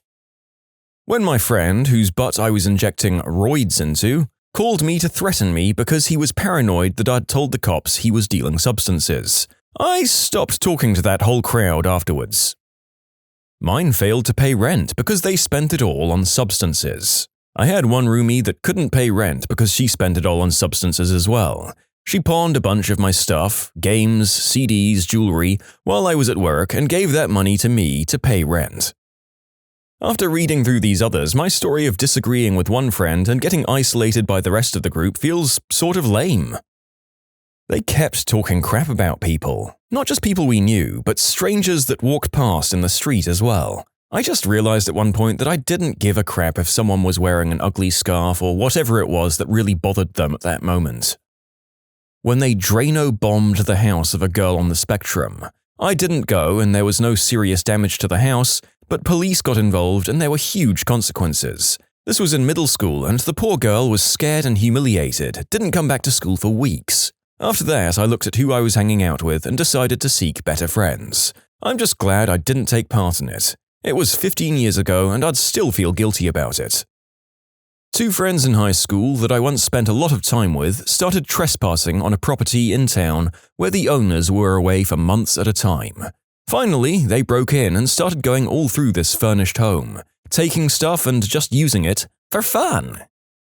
When they told me what they were doing, I distanced myself from both of them. and was glad to do so. When I realized I dealt with 90% less drama while not hanging out with them. In defense of being friends with those people, it does make the dramaless moments all the better when you have something to compare it to, so they really did you a solid. When they started making fun of a young lad who'd been beaten up by his girlfriend. When me and my friend got jumped and I got on the phone for the cops as soon as I got free. When the attackers saw my phone come out, they ran for it. The next day, my friend started spreading rumors that I left him to the attackers. I got an ambulance for him and everything. He took pride in constantly belittling me and turning people on me, so that was pretty much the last straw for me. Oh, and I just remembered an even worse story. Different friend, same friend group, but there was a girl in the group that this guy was trying to impress, so he thought the best way to do this was to hold a butcher's knife to my throat and periodically throw knives at me and the guy from story 1. Needless to say, it didn't really work. When my friends of 10 years said to me, "Stop fricking following us," I cried afterwards. The same thing happened to me in middle school. A girl I was good friends with all year, we visited each other's houses and everything, just turned around one day and told me to stop following her. Then, like 5 years later, she tried to sleep with my boyfriend. F you, Cassie. When I watched a guy basically judo toss a cop, that cop was only trying to break up a fight the guy started over someone else apparently looking at him wrong. They were friendly and apparently mature people, with families and insofar as we could all see, an honest means of livelihood. I got introduced to their siblings, family, and it all seemed well. Until that moment. One of them began to narrate how great his life was as a hoodlum and a gangster, and how he enjoyed destroying properties, beating up people, and how great it felt as people used to get visibly scared of him as he walked the streets back then. Its climax was that he had murdered a guy in cold blood just because he was trying to defend his property from the guy. That was just the icebreaker. Another guy jumped in and boasted of how many people he had killed. When someone asked him the proof, he calmly went in and brought back a file. All his arrest and jail records. And that's your cue to exit right there. And if that's the stuff they were talking about in front of the family and siblings, what's the stuff they were holding back on? Were they secretly shoveling puppies into a furnace in their free time? One night I was invited to hang out at a party of co-workers after work. Shortly after I got there, the co-worker got into a big verbal fight with his girlfriend, and then pulled out a piece and started waving it around. Suddenly, I had to go to the bathroom, which was fortunately by the door. I noped out of there. In the long run, nobody got shot, but I never hung out with them again. One night, me and several of my then friends brought a quarter of the most powerful magic fungi I'd ever experienced. We went out to this empty summer camp to eat them. It was fall, so the camp was pretty much abandoned. We were all tripping hard as frick outside for an hour or two before it started to get cold. We decided to all get in my car for a bit and turn the heat on. So here the 4 of us are, sitting in my car, tripping like heck.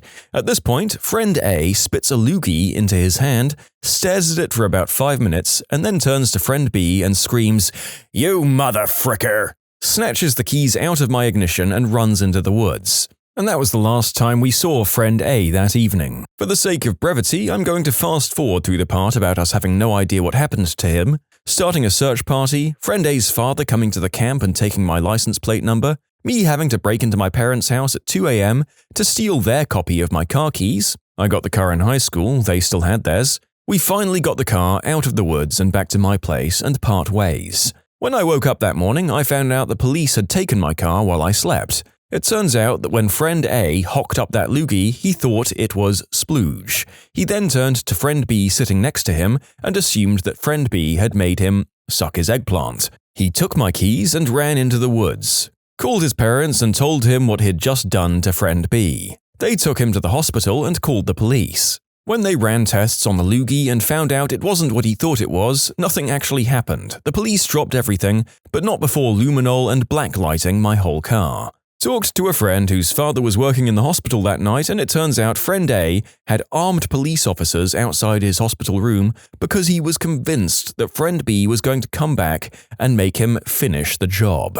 There's so much more to the story that I left out to avoid creating a wall of text. Apparently, friend A still to this day believes that he did that, despite mountains of evidence to the contrary, and gets really defensive when you tell him it didn't happen. It's like an integral part of his identity now.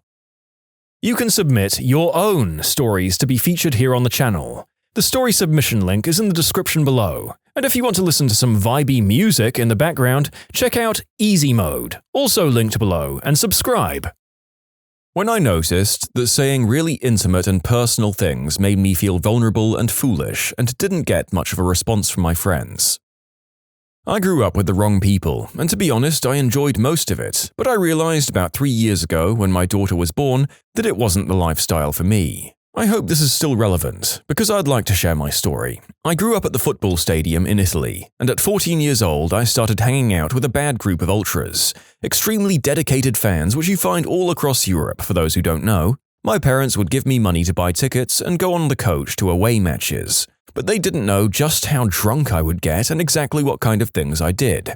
By 17 years old, I was already taking white snow and taking part in organized fights almost every single week. It was a high like you can't even imagine. We'd sing, drink, take substances on the coach, and when we got there, we'd get into fights with the local police or other fans. My specific group contained about 35 to 50 people who filled out every color of the hate group rainbow. I remember when I was 20 years old, I threw a flare at a man on the way to the stadium and it hit him in the face. I don't know how that ended for him, but we ran away after that incident. I was arrested 4 times in total, and I was given 6-month bans from all stadiums in Italy on 2 occasions.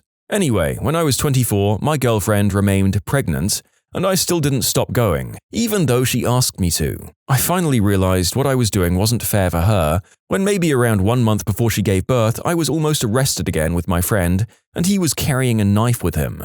After that, I stopped going. I still watched my team on TV, but I haven't been to the stadium since then, even though some of my friends still text me and call me to go with them, even just to see the match. I know most of them are still involved in that stuff. I'm 27 now, and I have a 3-year-old daughter who I hope never finds out about the stuff her dad used to be into. When I was approached about joining them for lines of white snow in the 7th grade. Oh my god, what kind of 7th grader can even afford that? I mean, I'm half joking, but half not. When I was in a room full of people and I felt completely isolated and alone for some reason. When I was being arrested and I watched my friend drive off in my car. We were cashing washed checks and I caught up inside the bank. As the police officer was walking me outside, I saw my friend driving away. Not that I expected her to get out and incriminate herself, but it was definitely a moment of realization. Seeing the car leave the parking lot while the cuffs were being put on was powerful. None of them put money on my books, I only got a couple of visits. After all that loyalty and no snitching crap, they forgot about me. When I got out of jail, they couldn't even pick me up because they, my crew, had been using my car the whole time for who knows what, and nobody wanted to put gas in it. In the end, it was the best thing that ever happened to me. Most of the old group is in jail, homeless, or worse. I've since moved on to become quite successful after breaking my connection with those idiots. I saw one of the main ones of our stupid operation at the homeless shelter about 2 or 3 months ago. I believe I received lessons I needed from that group and then got arrested at the right time to avoid the sharp downfall that everyone else went through. There was this girl in school that I had a crush on. I asked her if she wanted to go out with me, but she said no. She ended up dating this other guy who was a complete turd and pushed me around. A few years later, she ended up marrying the guy. I was so frustrated and ended up joining this gang, basically, that really hated the guy she married. So I thought, the enemy of my enemy is my friend. A little while later, though, the leader went completely berserk and broke into their house and killed both of them. Their son actually survived, though. I still haven't left that gang yet, but I'm going to soon. I just want to make sure their kid is safe. I've been able to keep an eye on him because he goes to this school for wizards that I teach potions at. You're in witness protection, Harry. Well, folks, he got me. I was officially in rapt fascination and formulating a completely different line of commentary right up until the last line of that story. Damn you, author, and thank you for making me laugh. When I realized I had nobody I could call to help me immediately after I was the victim of the unspeakable act and stuck with the perpetrator. After I got clean, I realized my friends had only been substance buddies. When they laughed at me for attending university while they were smoking their doobies and waving beer bottles. Skateboarding would be such a cool hobby if the people doing it weren't such a bunch of losers. That's my experience with it anyway. When I moved because of a job, I didn't know, and still don't, know anyone here. I found an awesome cement park, but when I try to make small talk and they find out that I work in IT and have a career and stability, they act like I'm the epitome of a cop-loving, fun-hating corporate sellout. I like to party and have fun, but I also like not being homeless and starving, and I really like the appeal of a six-figure salary and my future. Where are you at? I'll skate with you.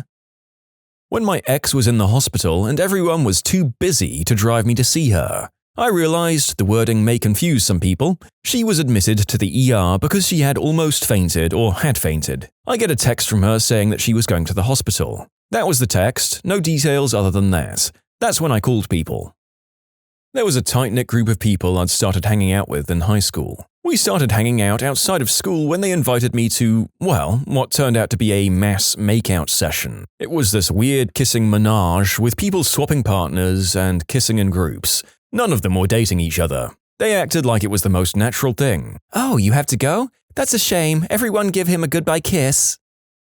When I saw my friend chase after someone with a pocket knife in his hand. I'd known Juan ever since I was in kindergarten, and we were really close growing up. We had sleepovers pretty much every weekend, and he joined me for my family camping trips every summer. I was an only child, and he was like a brother to me. Then a bunch of us were transferred out of our grade school by our parents to the 6th grade because they were unhappy with the admin and felt we could learn better elsewhere. Even though I lived on the south side of Chicago, I ended up in a school on the north side with another friend of mine, Manny, while Juan ended up going to a school closer to his house. Juan and I still hung out sometimes, but we started drifting apart more and more. I could tell his new school was changing him, and by 8th grade he was part of a local crew. At the time, I was really into graffiti and rap, so even though things were changing, we still found out we had things in common. The last time I saw him, I was at his graduation party. After the whole family thing was over, we were hanging out with some of his friends from the neighborhood to smoke some green herb.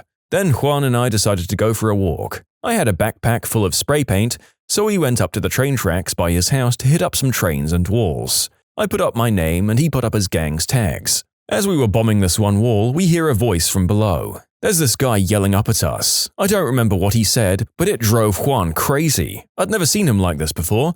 He was like a completely different person. He started running after this guy, and out of instinct, I just followed him. The other guy bolted and he chased after him, and I chased after Juan. After a few minutes, he lost him and stopped, and I was finally able to catch up to him. He still had that crazy, angry look in his eye, but I also noticed he had a knife in his hand. It was then that I knew I didn't belong there. He started talking about getting a couple of other people to find this guy. Apparently they had some beef with him, which is why he was so angry. I convinced him to let it go for now and go back and smoke some more green herb to chill out. We did, and I crashed at his house, just as I'd done for so many years. But after that night, I wanted nothing to do with the lifestyle he was getting involved in, and even though we still talked on the phone sometimes, we never hung out again that summer. After we started high school, we lost touch completely. I still thought of him a lot and wondered what happened to him, so I'd Google him sometimes, but never had any results. It wasn't until last year I finally found him when I used his middle name in my search. There were about 6 or 7 different mugshots from his various visits to county jail,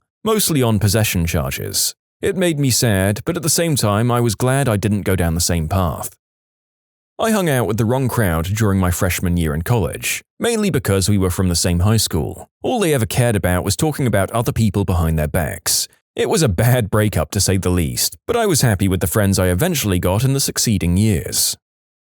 Honestly, reading all this stuff, I figured out I am that friend. I mean, I'm not going to throw a Drano bomb into an autistic girl's house, but I'm that friend that just gives out green herb to friends, and I only promote laziness and lethargy. I don't grow, and I influence them to not grow either. Thank you for making this post. I need to do some thinking on my life.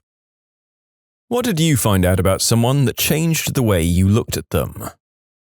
My roommate punched himself in the eye and faked being jumped because his girlfriend was about to break up with him. They're now married.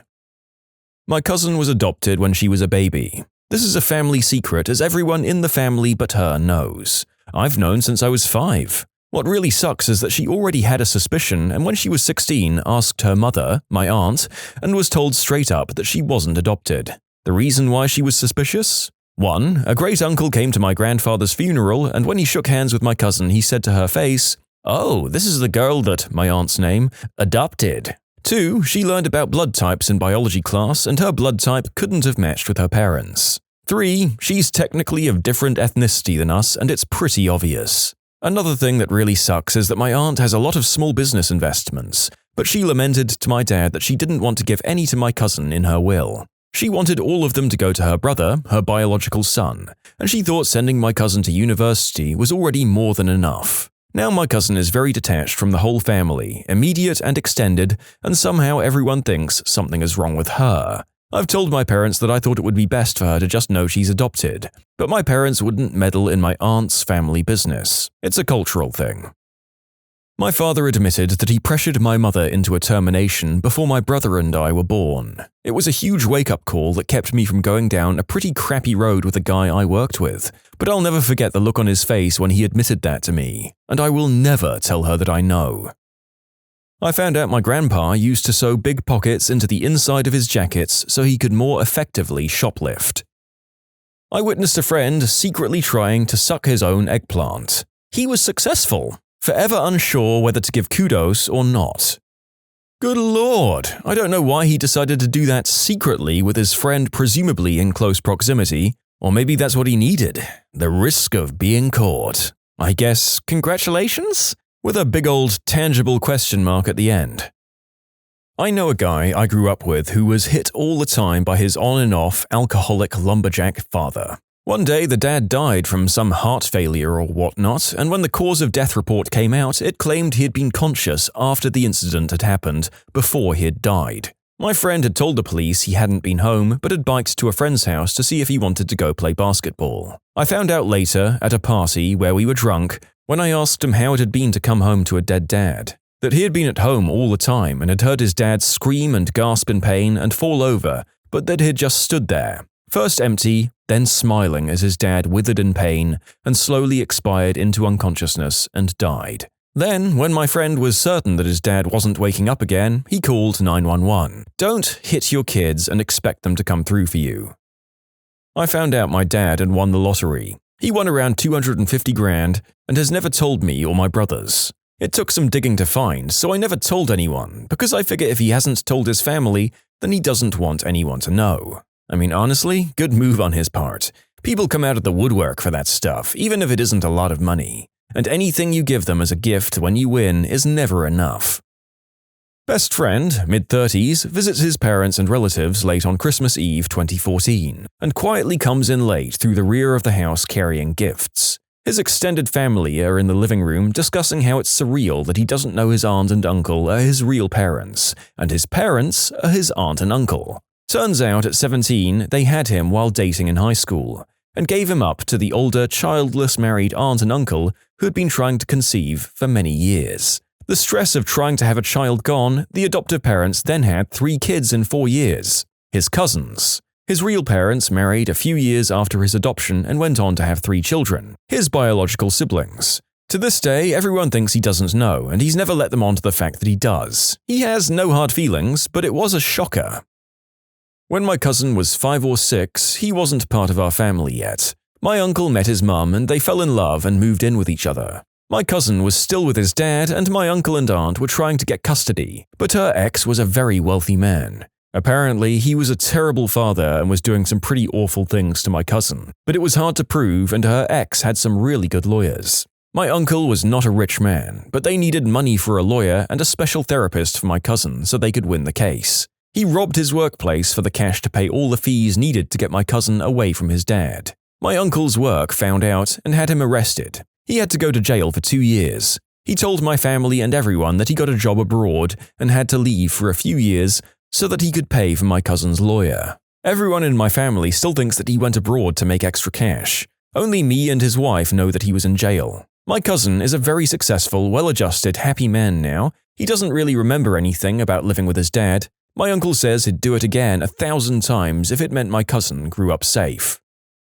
I used to work overnight security a couple of years ago. My partner, we'll call him Bill, was struggling with some stuff left over from the Iraq War, so we spent a lot of time getting to know each other better. Eventually, I was promoted up to supervisor, then assistant director of security. One night, the guy who had replaced me on overnights called to complain about Bill coming in 3 hours late and drunk off his butt. I knew the guy wasn't good at keeping his lips sealed, and if I didn't say something to my boss right away, then he would. So I called my boss, who usually shows up right after overnight leaves, and told him what was going on. My boss was also an Iraq veteran, and he knew about the struggles Bill was having and how close the two of us had become.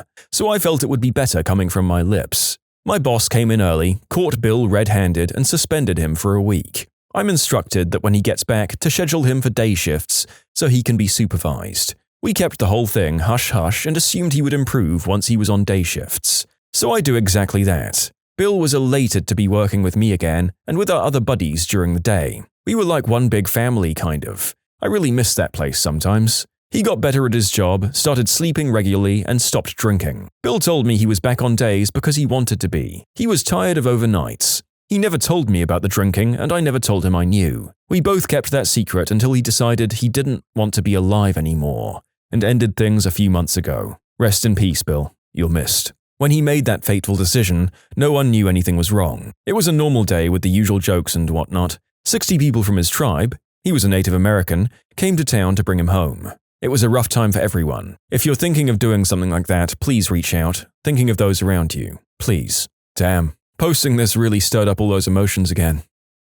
Wow, that's really sad. Bill was clearly going through more than anyone should ever have to deal with, and I'm glad that working with the author gave him some semblance of happiness during his working days. Seek help if you're able, people. It's so damn hard to reach out, but if you're basically a good guy with some demons, there are people who can help you fight them, and others who'll miss you if you go. One day, while looking through Flickr, I came across some exposed pictures of my coworker. She has a lot of photo albums on her account. It turns out she and her husband are swingers. I work with her on a daily basis. I'd never tell her I've seen them. I recently discovered that my coworker's girlfriend got him off with a burrito and then forced him to eat it. But that's his business, and our coworkers can be brutal, especially towards him as he does come off as a bit strange, so there's no need to make things worse for him. I'll never tell my family I know that I was a twin. One of my grandmothers got drunk at Christmas and started to talk about it one year when I was a kid. Part of me wants to say she was wrong, but the look of horror in some families' faces before they had me leave to play with cousins always made it stick out. It would explain the lack of baby pictures and why I was baptized really early, like a few days old. I don't know what happened to my twin.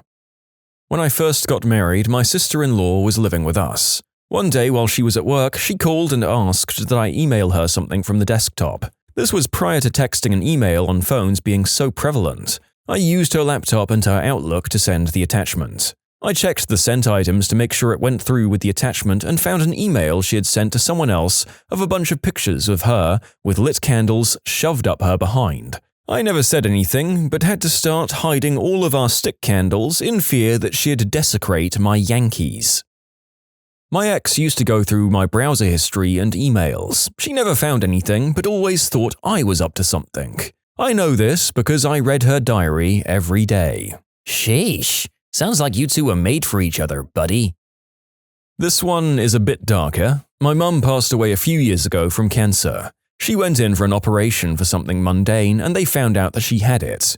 My parents work hard and were good at saving. My mum managed the finances and did an amazing job. Now my dad is alone and keeps telling me, "I wish your mom was here. I don't know what to do with all this money. She would have known how to spend it together." The sad truth is, before my mum went for her operation, she planned on leaving my dad after the whole ordeal was over. She told this to me privately. My dad basically told me the same thing privately. After she got diagnosed, he stood by her side and worked from home for months so he could take care of her. He also did an amazing job arranging all aspects of her funeral, even though my mum entrusted that to her sisters. I told my sisters, but I don't think I could ever tell him. You can submit your own stories to be featured here on the channel. The story submission link is in the description below. And if you want to listen to some vibey music in the background, check out easymode, also linked below, and subscribe. A close friend that I'd roomed with at college once had me log into their emails to print out tickets. I found the tickets, but also a decent amount of evidence that she was into doing a lot of number 2 related stuff in the bedroom. Not sure that there's ever a way to bring that up in conversation. My takeaway? You should use a separate email for your adult interests and businesses. And what did we learn today, people? Never under any circumstances let anyone you love or care about use your computer. I have a couple of friends who are siblings in our friends group. Myself and 2 others were in a Skype call with one sister while the older one was at work. We essentially heard the younger one admit that she was going to self-delete that day. We had figured she was depressed and tried to help her the best we could. The 3 of us and a couple of parents ended up at her dad's house and found her in a pretty bad way in the bathtub, and out cold. I slapped a tourniquet on and used towels to try and stop the bleeding while a parent called an ambulance. The responding paramedic said that even though she didn't do the job very well, she still would have died if we hadn't shown up to stop the bleeding. Her older sister doesn't know due to her parents' request, and it's a closely kept secret in the group. Whoever wasn't there doesn't know. Her father, who hated me for other reasons, always invites me out to different events, but still keeps up the impression that he doesn't like me. It's kinda weird. The sister is alive and well, by the way. She's happily attending FSU. Haven't spoken to her very much, but last I checked, she was dating and getting help. Older sister still doesn't know about the incident. Crikey. Unreal that a family member doesn't know about something like that.